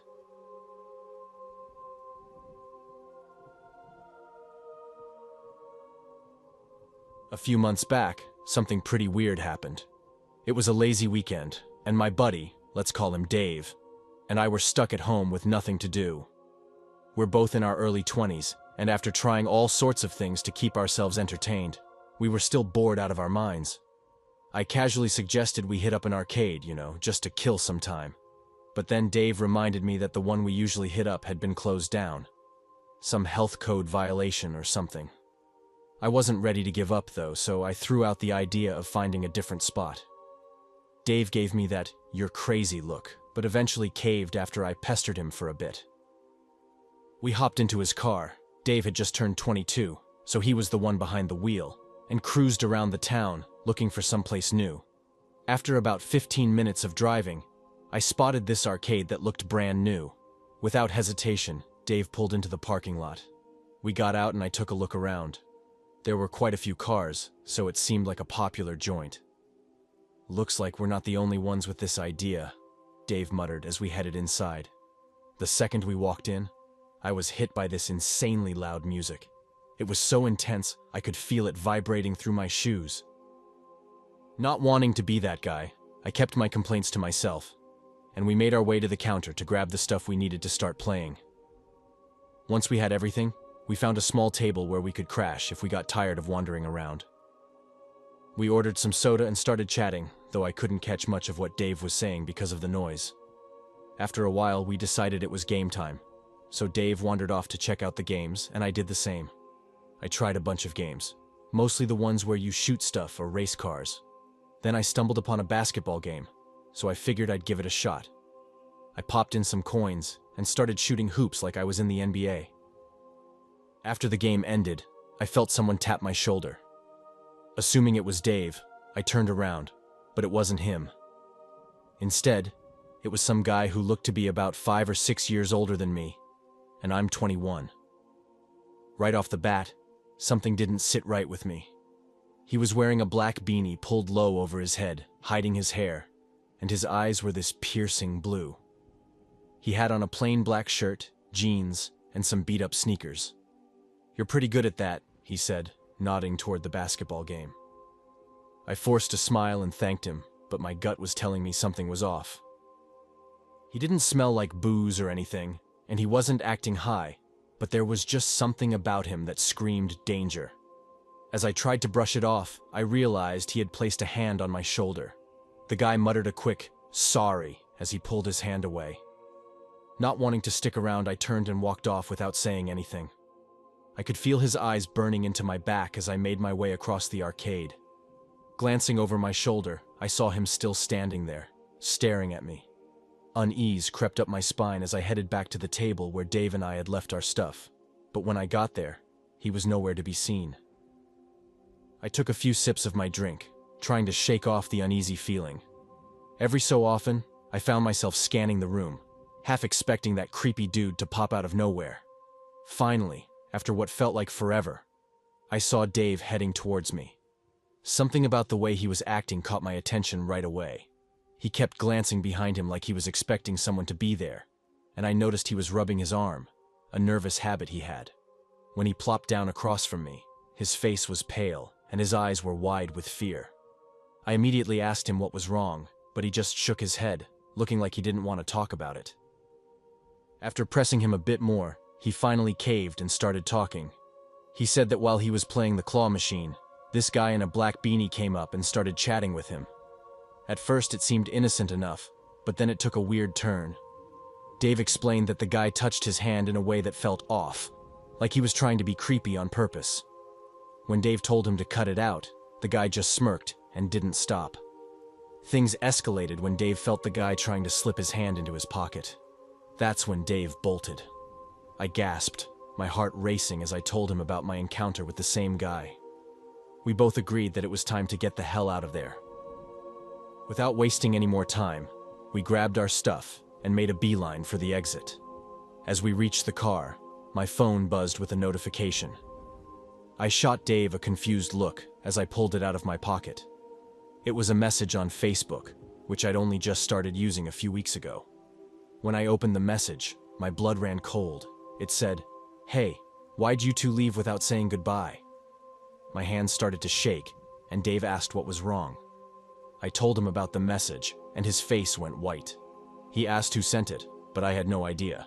I quickly typed back, asking who they were and what they wanted. Instead of a reply, I got a picture. The image that popped up nearly made me drop my phone. It was a photo of the front of Dave's car, with both of us clearly visible through the windshield, sitting there just moments before. Panic surged through me, and I told the person that if they tried anything, I'd call the cops. Dave and I sped out of the parking lot, heading straight for his place.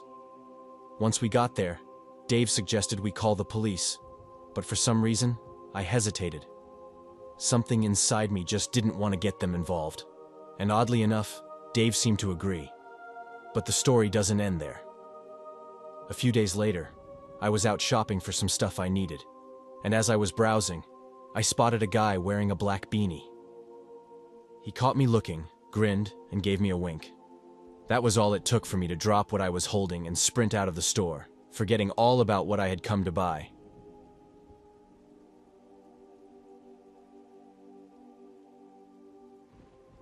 Last year, I decided to sell my electric scooter on Facebook Marketplace. The scooter was practically brand new, one of the high-end models, and I had spent over $600 on it. It didn't take long after listing it for people to start showing interest. This one guy messaged me almost right away, saying he wanted to come by and check it out. I asked him how serious he was, and he said, "Very." The scooter was sitting in my garage, so after he agreed to the asking price, I gave him my address. My house is pretty typical for the area, where I live with my wife. He showed up that evening around 7 p.m. I stepped out onto the driveway to greet him. I can't remember his name now, but I figured he'd just take a look at the scooter, maybe test it out, and then hand over the money.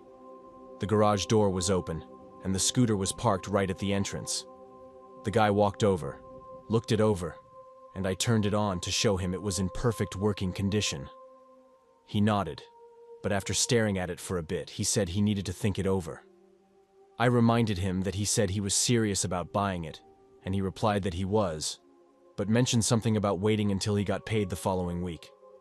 To me, that was a clear sign he wasn't going to buy it, so I just shrugged, said, "All right," and watched him leave. I then put the scooter back in the garage and went inside. A few hours later, around 11 p.m., I was winding down for the night, hanging out in the living room with my wife, when we heard a noise outside. It was faint, so I got up to peek out the window, but couldn't see anything unusual. Just as I was about to sit back down, we heard another sound, louder this time. I still couldn't figure out what it was, so I decided to head to the front door to get a better look. I was sure the noise was coming from outside, near the driveway. As soon as I opened the door, I caught some movement in the bushes close to the garage. I stepped out and called out, asking if anyone was there. No response. I walked closer to where I thought the sound came from. It was really dark and eerily quiet. I could barely see anything, but I kept moving forward. I eventually reached the garage area. There were some bushes next to it, right by the fence that separated our yard from the neighbors. I walked over there and noticed that the small side door to the garage was slightly open. Looking back, I should have just gone back inside and called the cops, but I didn't. Instead, I walked up to the door and pushed it open. The garage was pitch black inside, but just as I was about to step in, I saw something move. My heart skipped a beat when I realized there was a man coming towards me from the shadows. I quickly backed away and got out of the garage. As I made my way back toward the house, I heard the guy take off running behind me. I turned to see it was the same guy who had come to check out the scooter earlier. He sprinted into the street and disappeared around the corner, out of sight. It hit me then. He must have snuck into the garage, probably planning to steal the scooter. I immediately called the police and moved the scooter inside the house. The cops arrived, and I told them what had happened, but by then, the guy was long gone. They took my statement and then left. Thankfully, he never showed up again. His Facebook account vanished too, so I had nothing to give the police to track him down. That was definitely the most unnerving experience I've ever had with Facebook Marketplace.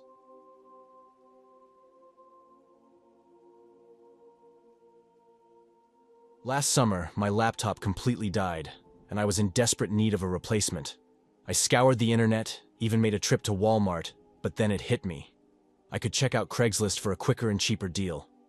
I wasn't looking for anything brand new, and I didn't feel like waiting for something to be shipped. Craigslist seemed like my best bet since it covered people nearby. Fortunately, living in a densely populated area meant plenty of options. I quickly found the laptop I wanted, and the price was fair. The seller wasn't too far away, so I reached out, eager to finalize the purchase as soon as possible. The guy replied pretty fast, inviting me to swing by his place to pick it up. The idea of going to a stranger's house didn't sit right with me. Maybe it would be fine, but I wasn't willing to take that risk. I messaged back, suggesting we meet somewhere public instead. The seller asked why, and I explained that I wasn't comfortable going to someone's home I didn't know. We went back and forth a bit on Messenger, but eventually, he agreed. He picked a local coffee shop as the meeting spot and said to be there by 8 p.m. I wasn't thrilled about the timing, but at least it was a public place. I hadn't been to this coffee shop before, but when I arrived that evening, it looked like a small, outdated spot. It was isolated, not really close to any other shops or businesses. The parking lot was around the back, so I parked and sent a message to let the seller know I had arrived. He quickly responded, telling me to come inside. Stepping out of my car, I walked into the shop, noting its worn-out vibe. It felt more like a dive bar than a cafe. I grabbed a seat at a small table, scanning the room for anyone who might be the seller.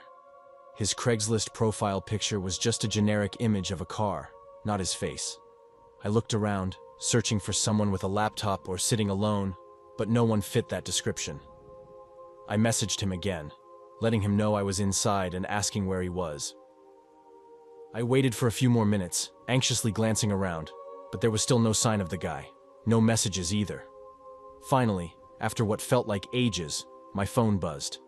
I checked the message, and he apologized, saying he couldn't make it after all. I was baffled.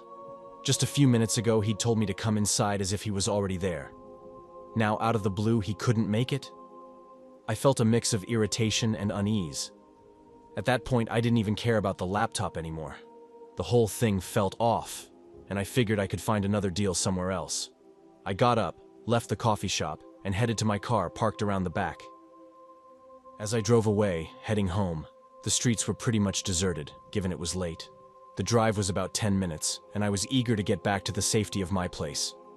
But as I pulled out onto the main road, a car followed me out of the parking lot. At first, I didn't think much of it, but after a couple of turns, it became clear that this car wasn't just coincidentally going the same way. It was sticking right behind me, matching my speed whether I sped up or slowed down. My unease grew into full-blown anxiety. The thought crossed my mind that maybe I was just being paranoid. But the truck, a beat-up pickup, kept trailing me, close enough that its headlights nearly blinded me. As I neared my apartment complex about 5 minutes away, the situation felt increasingly sinister. A voice in my head kept trying to reassure me, insisting that it was just a coincidence, that I was overreacting. But the truck's unwavering presence made that hard to believe. When I finally turned into my apartment complex, a sprawling maze of buildings with a huge parking lot, the truck turned in right behind me. My heart sank. This was exactly what I'd feared. I didn't stop. Instead, I drove through the lot, my mind racing. I exited out the other side, desperately trying to shake whoever was in that truck. The truck followed right after me, and at that moment, it was crystal clear. I was definitely being tailed. My heart was pounding, adrenaline pumping, as I frantically tried to think of a way to lose the guy without driving recklessly. Speeding or making wild moves wasn't an option, so instead, I started making random turns onto different streets and into random parking lots, restaurants, stores, anywhere that had multiple exits. I'd drive through, come out the other side, and get back on the road. By now, the driver must have known that I was onto him, that I was trying everything I could to shake him off, but he didn't give up easily. This cat-and-mouse game dragged on for what felt like forever, probably a good 20 minutes. Eventually, my fuel light flicked on, and panic started to set in. I realized I couldn't keep this up much longer. My gas tank was running low, and the truck was still glued to my rear bumper. I figured I had maybe another 30 miles left in the tank if I was lucky. Just as I was starting to think about what I'd do when I ran out of gas, something unexpected happened. I made a turn, and instead of following, the truck just kept going straight, disappearing down another road. It took a moment to sink in, but it seemed like he'd finally given up. Relief washed over me as I watched the truck fade into the distance.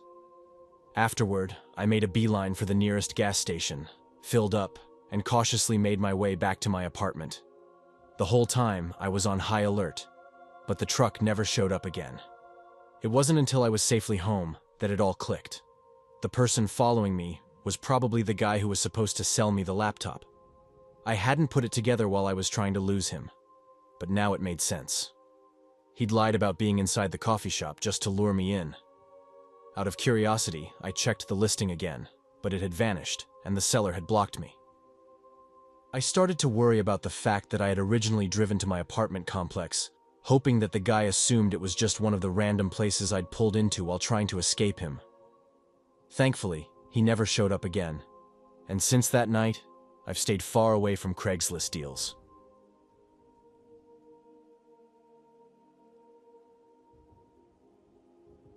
A couple of years back, I snagged a gaming PC off Craigslist. I'd been eyeing one for a while, but the prices were just insane.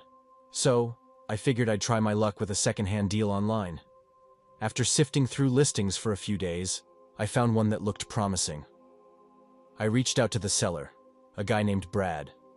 We exchanged a few messages, and I decided to go for it. The price was right, and we set a date for me to pick it up. The deal even included a monitor, keyboard, and mouse, which sweetened the pot. Once I got it home, I set everything up and started using it right away. For the next week or so, I was thrilled with my new setup. But then, out of the blue, I got a message from Brad. He wanted his computer back. At first, I thought it was some kind of joke. I mean, he'd just sold it to me. He said he'd changed his mind and now wanted the PC returned. Of course, I didn't want to give it back. I'd already customized it with my games and software.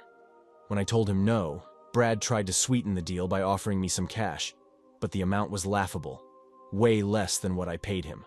I pointed that out, expecting he'd at least offer to cover the original price, but he said that was all he could manage. I was getting pretty ticked off. If Brad had regrets, that was on him, not me. Still, he wasn't backing down. First, he sent me a friend request.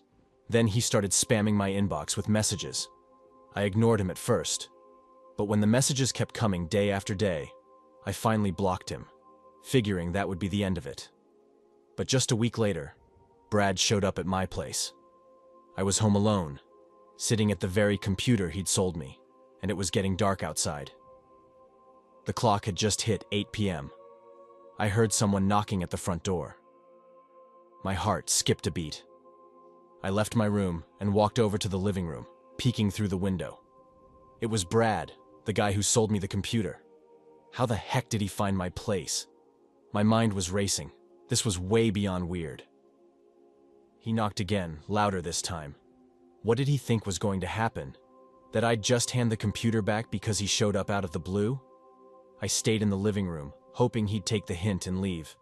Most of the lights in my place were off, so maybe he'd think no one was home. But Brad didn't budge. He hung around on the front step for a good while, knocking again and again. I had to step back from the window to avoid being seen. Then, out of nowhere, he started shouting, demanding that I come outside. I ignored him, figuring if I just waited it out, he'd get bored and leave. After a few minutes of this, I decided to head back to my room. I threw on some headphones and tried to lose myself in a game, hoping Brad would take off soon. For a little while it worked. I was back in my own world, the tension easing up a bit. But then I heard a tapping sound, and it wasn't coming from the door. I yanked off my headphones and looked toward my window. Brad was right there, staring into my bedroom. My stomach dropped. I rushed over and yanked the blinds shut, but Brad started yelling at me from outside. His words were muffled, but I could tell he was pissed. I bolted out of my room and headed back to the living room. I could hear Brad pounding on the front door again, harder than before. I was done with this. I went to the door and shouted that I was calling the cops.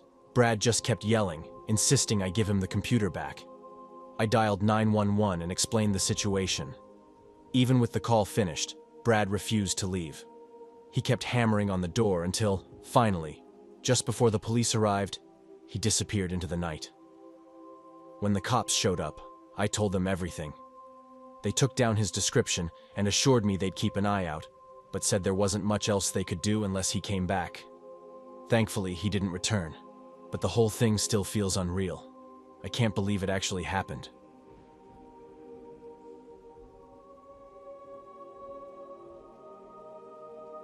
A while back, something really strange happened to me and my friends. Like most teens, I was glued to social media. It was just part of life, and everyone was always online. One night, as I lazily scrolled through Instagram, a new notification grabbed my attention. It was a direct message from someone with a username I didn't recognize saying, "I've been watching you." I paused, my thumb hovering over the screen.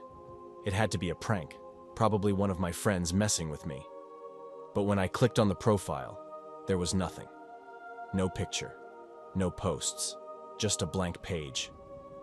I decided not to reply, just in case it was something more serious. Ignoring it seemed like the best move. The following day at school, during a break between classes, I checked my phone again. There was another message from that same empty profile. This time, it was a photo of my parents' house. My heart dropped, and my phone slipped out of my hand, crashing to the floor. Panic washed over me. I felt lost and scared, so I rushed to find my friend Jenna, showing her the message. She was just as stunned as I was, but neither of us had any idea what to do. I was convinced someone was stalking me, so I told my teacher during the next class. Within minutes, I was in the principal's office, and not long after that, the police arrived. Part of me felt like everyone was blowing things out of proportion, but I guess this kind of stuff can get pretty serious fast. After talking with one of the officers, they sent me back to class, but they held onto my phone. The following days were rough without it, but I knew it was safer than dealing with a potential stalker. A couple of days later, my parents finally told me what happened. The cops had tracked down the account and figured out who was behind it. Turns out the messages were sent by my friend Mia's mom. I was completely thrown off. I didn't know her that well, and there was no bad blood between us, so why would she do something so creepy? The police decided not to press any charges, but the next day, Mia and her mom came over to apologize. That was probably the most uncomfortable moment of my life. Watching a woman in her late 40s cry and beg for forgiveness for sending those unsettling messages was beyond weird. I told her it was okay, just to make the whole thing end. I didn't think she was actually dangerous, but the whole thing was incredibly unsettling. After that, I made sure to keep my distance from Mia and her family. We weren't super close to begin with, so it wasn't that hard to drift apart.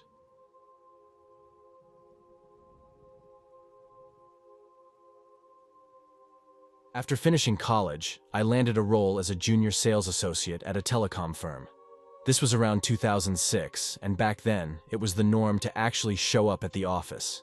Our workspace looked like it was pulled straight from a dated office scene in a 90s movie. Rows of cubicles filled the room, with a few offices for the higher-ups at the back. The place felt dull, and I wasn't exactly thrilled about being there. But it was my first real job, so I tried to stay positive. The corporate culture was just as old-fashioned as the office itself. We were expected to address our boss as Mr. Harris, instead of using his first name like you might see in modern workplaces. My interactions with coworkers were equally stiff, with everyone careful to avoid anything that could be considered too personal, even during lunch breaks. It was like we were all putting on an act, too scared to be ourselves. I wasn't any different, and fell into step with everyone else. During my first week, I met Steve, a colleague who worked in the same department. We exchanged pleasantries a few times, but that was about it.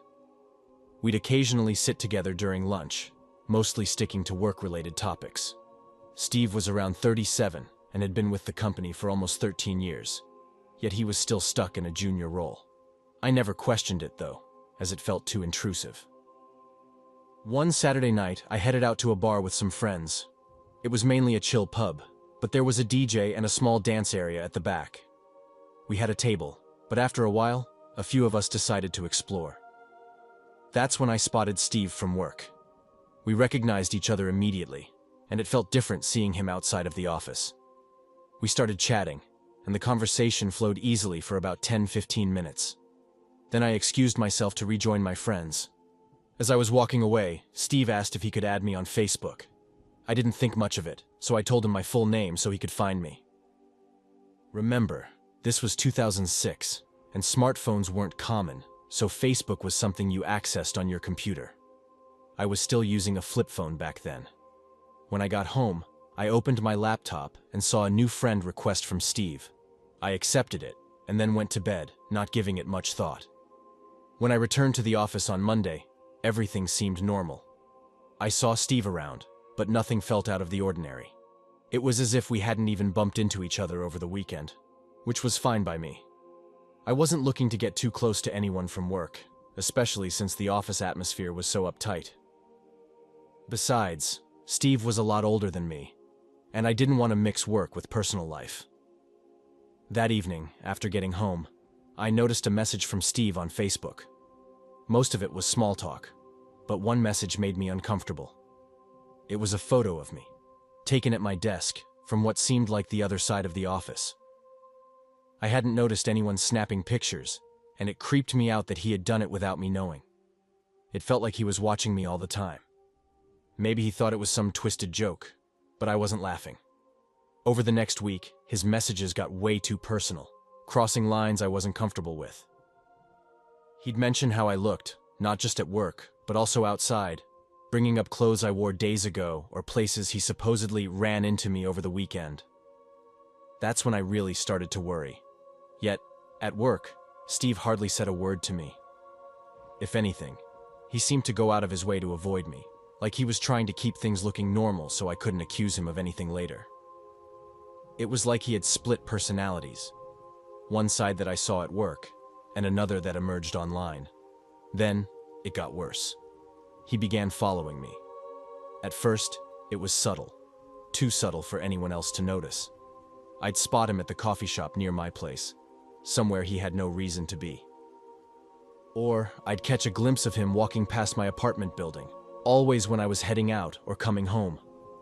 Each time, I felt a cold shiver run through me. I couldn't ignore it anymore, so I decided to confront him. I sent a few messages at first, but they went unanswered, so I approached him at work. We were in the break room, and I said quietly, "I think it's best if we keep things strictly professional." He just denied everything, pretended like I was making it all up. Steve acted like I was imagining things, but I knew he was playing mind games with me. One night, I was heading back home after hanging out with a friend. The streets were quiet, almost eerily so. As I neared my apartment building, a shadowy figure emerged from the darkness. It was Steve. He was wearing a hoodie, partially covering his face, but his eyes were locked onto me, and it made my blood run cold. He stepped forward and muttered, "I just want to talk." But the way he said it, the timing, everything about it screamed danger. It was terrifying to realize he had been following me. And now, here we were, alone on an empty street. I didn't wait to find out what he wanted. I turned and bolted, gripping my keys like a lifeline. I sprinted towards my building's entrance, my heart pounding in my ears. I could hear his footsteps thudding behind me, getting closer. I reached the door, fumbling with the keys, but I managed to get it open. I slammed it shut behind me and locked it without even looking back. I ran up to my apartment, locking that door too, finally allowing myself to understand just how dangerous this situation had become. He wasn't just stalking me, he was planning something far worse. I called the police immediately. Steve was arrested not long after. As it turned out, I wasn't his first victim. There were others before me who had reported him, but nothing had been done. My Facebook messages with him ended up being crucial evidence. Without them, the police wouldn't have had much to go on. Steve was fired from the company as soon as the charges were pressed. It was the most terrifying experience of my life, but looking back, I know I was lucky. Not everyone escapes situations like that so easily.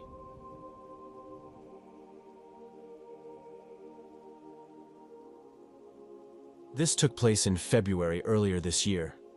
My birthday was around the corner and my girlfriend had been chatting with someone on Craigslist about an ad.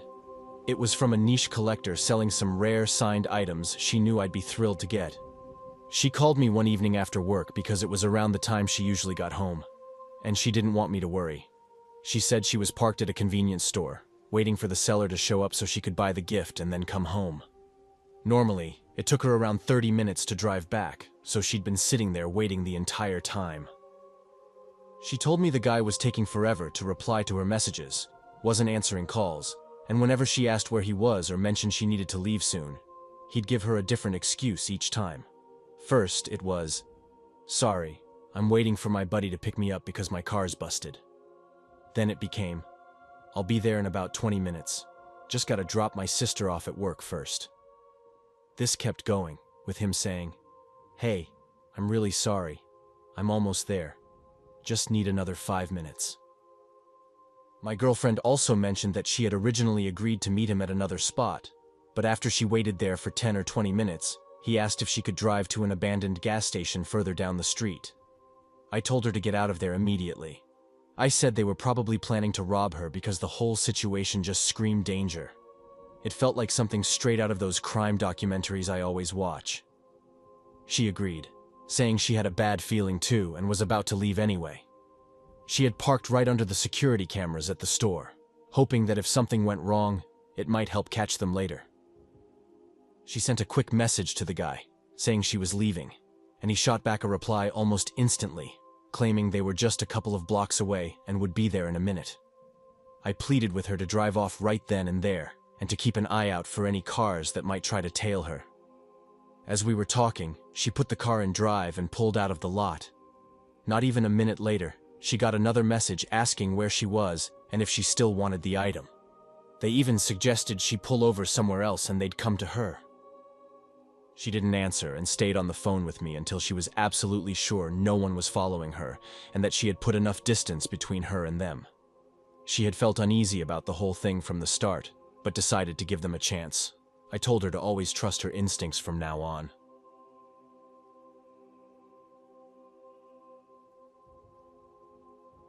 I was on the hunt for a replacement car after wrecking mine. A quick rundown. Some careless driver blew through a red light and smashed into my car, leaving both of our vehicles totaled. Unfortunately, I only had liability insurance, so getting a new ride was my only option. My parents and I did sue the guy, but legal stuff drags on forever, and I needed a car immediately since I couldn't risk losing my job. My parents gave me around $9,000 in cash and told me to find something decent, not a junker, but within that budget. I started scouring Facebook Marketplace and found a few listings that caught my interest. One that really stood out was a 2011 Honda Civic with just over 70,000 miles on it for $7,200. The seller, who went by the name Tom, claimed the car was in excellent condition and said he was selling it because he just got a new SUV and didn't need the Civic anymore. I negotiated the price down and offered him $5,000 in cash, promising to pick it up myself. He hesitated at first, but eventually agreed after some convincing. Tom asked if I could come that same evening, giving me a window between 5 p.m. and 7 p.m. I told him I'd be there right at 5:30. When the time came to check out the car, my friend Mark offered to drive me there. The drive turned out to be longer than we expected. Instead of the 25 minutes I thought it would take, Google Maps showed it was going to be a solid 40-minute drive. The extra time on the road started to bug me a bit, but I pushed those thoughts aside. I was grateful my folks had given me the cash for a new car, and that my buddy Mark was tagging along to make sure I didn't end up with a lemon, or worse, get into any trouble. As we got closer to the place, we noticed how remote it was. The more we drove, the more the isolation sank in. It was nothing but fields as far as the eye could see, with only a few scattered houses. We were deep in the middle of nowhere. But my stomach really dropped when we finally saw the house. It was a complete dump, almost like something out of a bad movie set, and to top it off, my phone had zero signal. "This has to be the wrong place," I muttered. "There's no way anyone lives here. Look at that." I pointed out the rundown structure. Mark just nodded. "Yeah, I see it." "What do you mean, yeah?" I asked, feeling more uneasy. "I don't know, man. Just thinking," he replied, sounding just as uncertain as I felt. Before I could say more, Tom, the guy from Facebook, burst out of the house and headed straight for us. He looked way different from what I remembered from his profile pictures. He quickly introduced himself and asked if we were done stalling so we could check out the car. Mark and I exchanged a glance, but reluctantly got out of the car and followed him around to the backyard. The second we stepped out, a nasty stench hit us like a brick wall. It was worse than anything I'd ever smelled, and I could see from Mark's expression that he was just as disgusted. When we finally got to the back, I instantly realized the car he was trying to sell us wasn't the one in the pictures. It looked older, more beat up, and definitely not worth the price he'd listed. I called him out on it, but he just ignored me, trying every trick in the book to sell the car. "Hey man." I raised my voice, not backing down. "This isn't the car from the pictures on Facebook." "Of course it is," Tom insisted. "What are you talking about? It's a 2011 Honda Civic. Maybe the color's a bit off, and sure, there are some minor differences, but it's the same car. It's still in good shape and runs perfectly." I wasn't buying it. I told him I wasn't interested, and Mark and I turned to leave, heading back toward Mark's car, eager to get out of there. But just as we turned around, we noticed two men standing by the backyard gate, blocking our way out, while another guy was on the back porch holding what looked like a bow and arrow. Tom asked if we wanted to rethink our decision, but we didn't stick around to answer. We bolted, sprinting across the yard and jumping the fence into the woods. We didn't stop running until we made it around to the front of the house, sneaking up to Mark's car. But when we got there, we realized two of the tires were slashed. Panic set in, as we noticed Mark had also lost his car keys somewhere in the chaos. With no other choice, we started walking down the road, hoping to get enough cell service to call for help.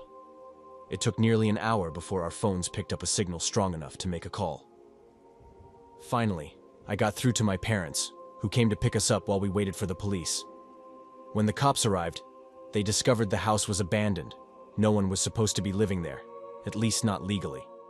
We were lucky they didn't follow us, because things could have ended much worse.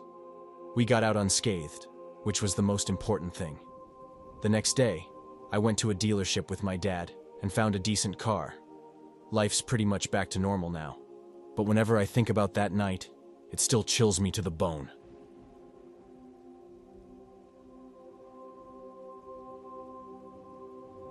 I decided to list my old sedan on Facebook Marketplace, hoping to see if anyone would bite. I'd recently gotten my hands on a newer ride and figured the old one might fetch around $2,500. It wasn't anything fancy, plenty of miles on it and showing its age, but it still ran well. Snapped a few photos, wrote up a quick description, and posted the ad. Within a few days, I got a couple of messages about the car. The first one came from a lady named Emma. She mentioned she was really interested and wanted to swing by to check it out. I told her I'd be free the next evening, and she suggested coming by around 9 p.m. I agreed, thinking nothing of it. That night, I pulled the car out of the garage and parked it midway down the driveway. My neighborhood's pretty quiet with houses spaced out a bit, and my driveway is on the longer side. At exactly 9 o'clock, a dark SUV rolled up, parking just beyond the trees that lined my front yard. I figured it must be Emma. Sure enough, a woman stepped out, looking just like her profile picture. Long brown hair, a gray jacket. She walked up to me, and we exchanged hellos before she started inspecting the car. After a few minutes, she asked if we could take it for a spin. I handed her the keys, and she slid into the driver's seat while I took the passenger side. As she backed out, I suggested we just loop around the neighborhood. It's usually quiet with barely any traffic. We drove around for a bit, and she asked some typical questions about the car. Her interest seemed genuine, and I thought there was a good chance she'd buy it. The drive was smooth, and after about 10 minutes, we headed back. Emma parked the car right where it had been, and after we got out, she handed me the keys, saying she needed to sleep on it. I nodded, understanding that buying a car isn't something you rush into. We shook hands again, exchanged goodbyes, and she drove off. I turned back toward my house, a bit disappointed but not surprised. As soon as I stepped inside, though, I heard something. Standing there in the hallway, I felt a chill run down my spine. I've lived alone for years, no pets, no roommates, so hearing any noise inside was alarming. Then it happened again. Footsteps, faint but unmistakable, coming from the kitchen area.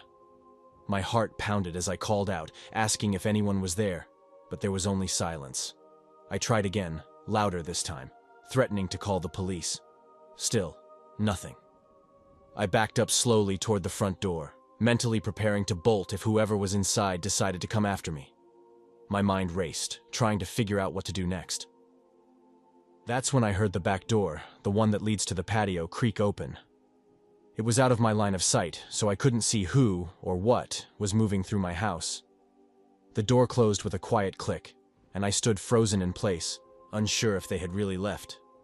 Just when I thought I might be in the clear, a noise came from outside, from behind me, near the driveway. I turned just in time to see a figure sprinting away, fast and out of reach before I could even react. The guy was moving so quickly, and with the fading daylight, all I could make out was that he was a man dressed in dark clothes. My jaw dropped as I watched him dash to a waiting car, a dark sedan that had just pulled up by the curb. To my horror, it was the same car Emma had arrived in earlier. The man jumped into the back seat and the car sped off with a screech that echoed down the quiet street. My thoughts were racing, but I forced myself to move, to check every corner of my house, making sure I was alone. They were gone, but so was some of my stuff. Cash from my bedroom, an old watch, my backup phone, and a few other things I didn't notice right away. I called the police, and they showed up within the hour. I told them everything I could remember, but without a clear description of the guy or the license plate, there wasn't much they could do. To make matters worse, Emma, if that was even her real name, had blocked me on Facebook. I kicked myself for leaving the garage door open and the door to the house unlocked while I was gone earlier. My neighborhood has always felt safe, and my garage is tucked so far back that I never worried about it before. But that day, I learned the hard way not to be so trusting. The guy must have been hiding in Emma's car, waiting for us to leave on that test drive so he could slip into the house. After that, I changed the way I did things. No more inviting strangers to my house. Anytime I had to sell something online, I made sure to meet buyers in public, well-lit places. I hope my story serves as a warning. If you're selling anything online, always meet in public. You never know who might be lurking.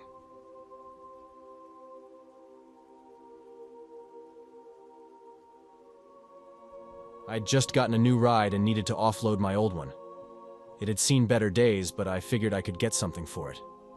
I put it up on Facebook Marketplace since folks told me that was the way to go. Craigslist always felt a bit sketchy, so this seemed like a safer bet. After a few days, I got some bites, but nothing serious. Then, one evening, a guy named Mike messaged me, saying he was interested. He seemed genuine, and we arranged to meet up so he could check it out. I suggested the parking lot of a nearby strip mall not too far from my place. Mike agreed and wanted to meet up that same night. It was already late afternoon, so we settled on 8:30 p.m. in the quieter part of the lot. The mall wasn't far, just a 10-minute drive for me, so I thought it'd be convenient. I got there a little early and shot Mike a message to let him know I'd arrived. Then, I waited. Time ticked by, and 8:30 came and went. No sign of Mike. I sent him another message, asking where he was. Nothing. Frustration started bubbling up. It felt like he'd just ghosted me, lost interest in the car without even bothering to tell me. By the time the clock hit 9 now, I'd had enough. I left the lot, feeling annoyed, and headed home. The drive back was uneventful until I turned onto my street. It's usually quiet, but tonight, headlights appeared in my rearview mirror, closing in fast. The car was speeding down the road, much too quick for a residential area. By the time I pulled into my driveway, the car was practically on top of me. I thought they'd keep going, but to my surprise, they turned in right behind me. My driveway wasn't long, but it was just wide enough to fit 2 cars side by side. The car I normally drove was in the garage, and I was in the one I was trying to sell. The headlights of the car behind me were blinding, and I had a sinking feeling in my gut. I wasn't expecting anyone, and I had no idea who could be pulling in behind me at this hour. A thought crossed my mind. Maybe it was Mike from Facebook, the guy who flaked earlier. I knew I couldn't just step out of my car with the other one blocking me, so I turned the wheel to the right, hoping to get a better look. The car behind me mirrored my movement, also turning right. Panic started to set in. I wanted to leave, but it felt like my car was trapped. Then, the driver started honking, long and aggressive. The car wasn't familiar, and I was now certain I didn't know this person. I made a split-second decision, cranking the wheel and slamming on the gas. My car barely avoided the garage as I veered off the driveway. The wheels skidded onto the grass in my front yard as I attempted a U-turn. The car behind me quickly backed up, trying to block my escape. My heart was racing as I finally got back on the road, speeding down my street. The car was on my tail, keeping pace with every turn I made. I sped through the nearby residential streets, zigzagging to try and lose them. Eventually, I made it to a busier road, where there were other cars. I kept driving, eyes glued to the road ahead, not daring to look back. After what felt like an eternity, I noticed the car was no longer behind me. I wasn't sure when it had stopped following, maybe when I merged into the heavier traffic, but it was finally gone. Relief washed over me as I cautiously made my way back home, constantly checking my mirrors for any sign of the car. Luckily, I didn't see it again. The whole situation left me convinced it had to be Mike from Facebook. Maybe he was trying to find out where I lived, or worse. I couldn't shake the feeling that he had no interest in buying the car. His plan was something far more sinister. When I got home, I checked Facebook, but Mike had already blocked me. I reported the incident to Facebook Marketplace, but I knew there wasn't much they could do. Since then, I've stayed far away from selling anything online.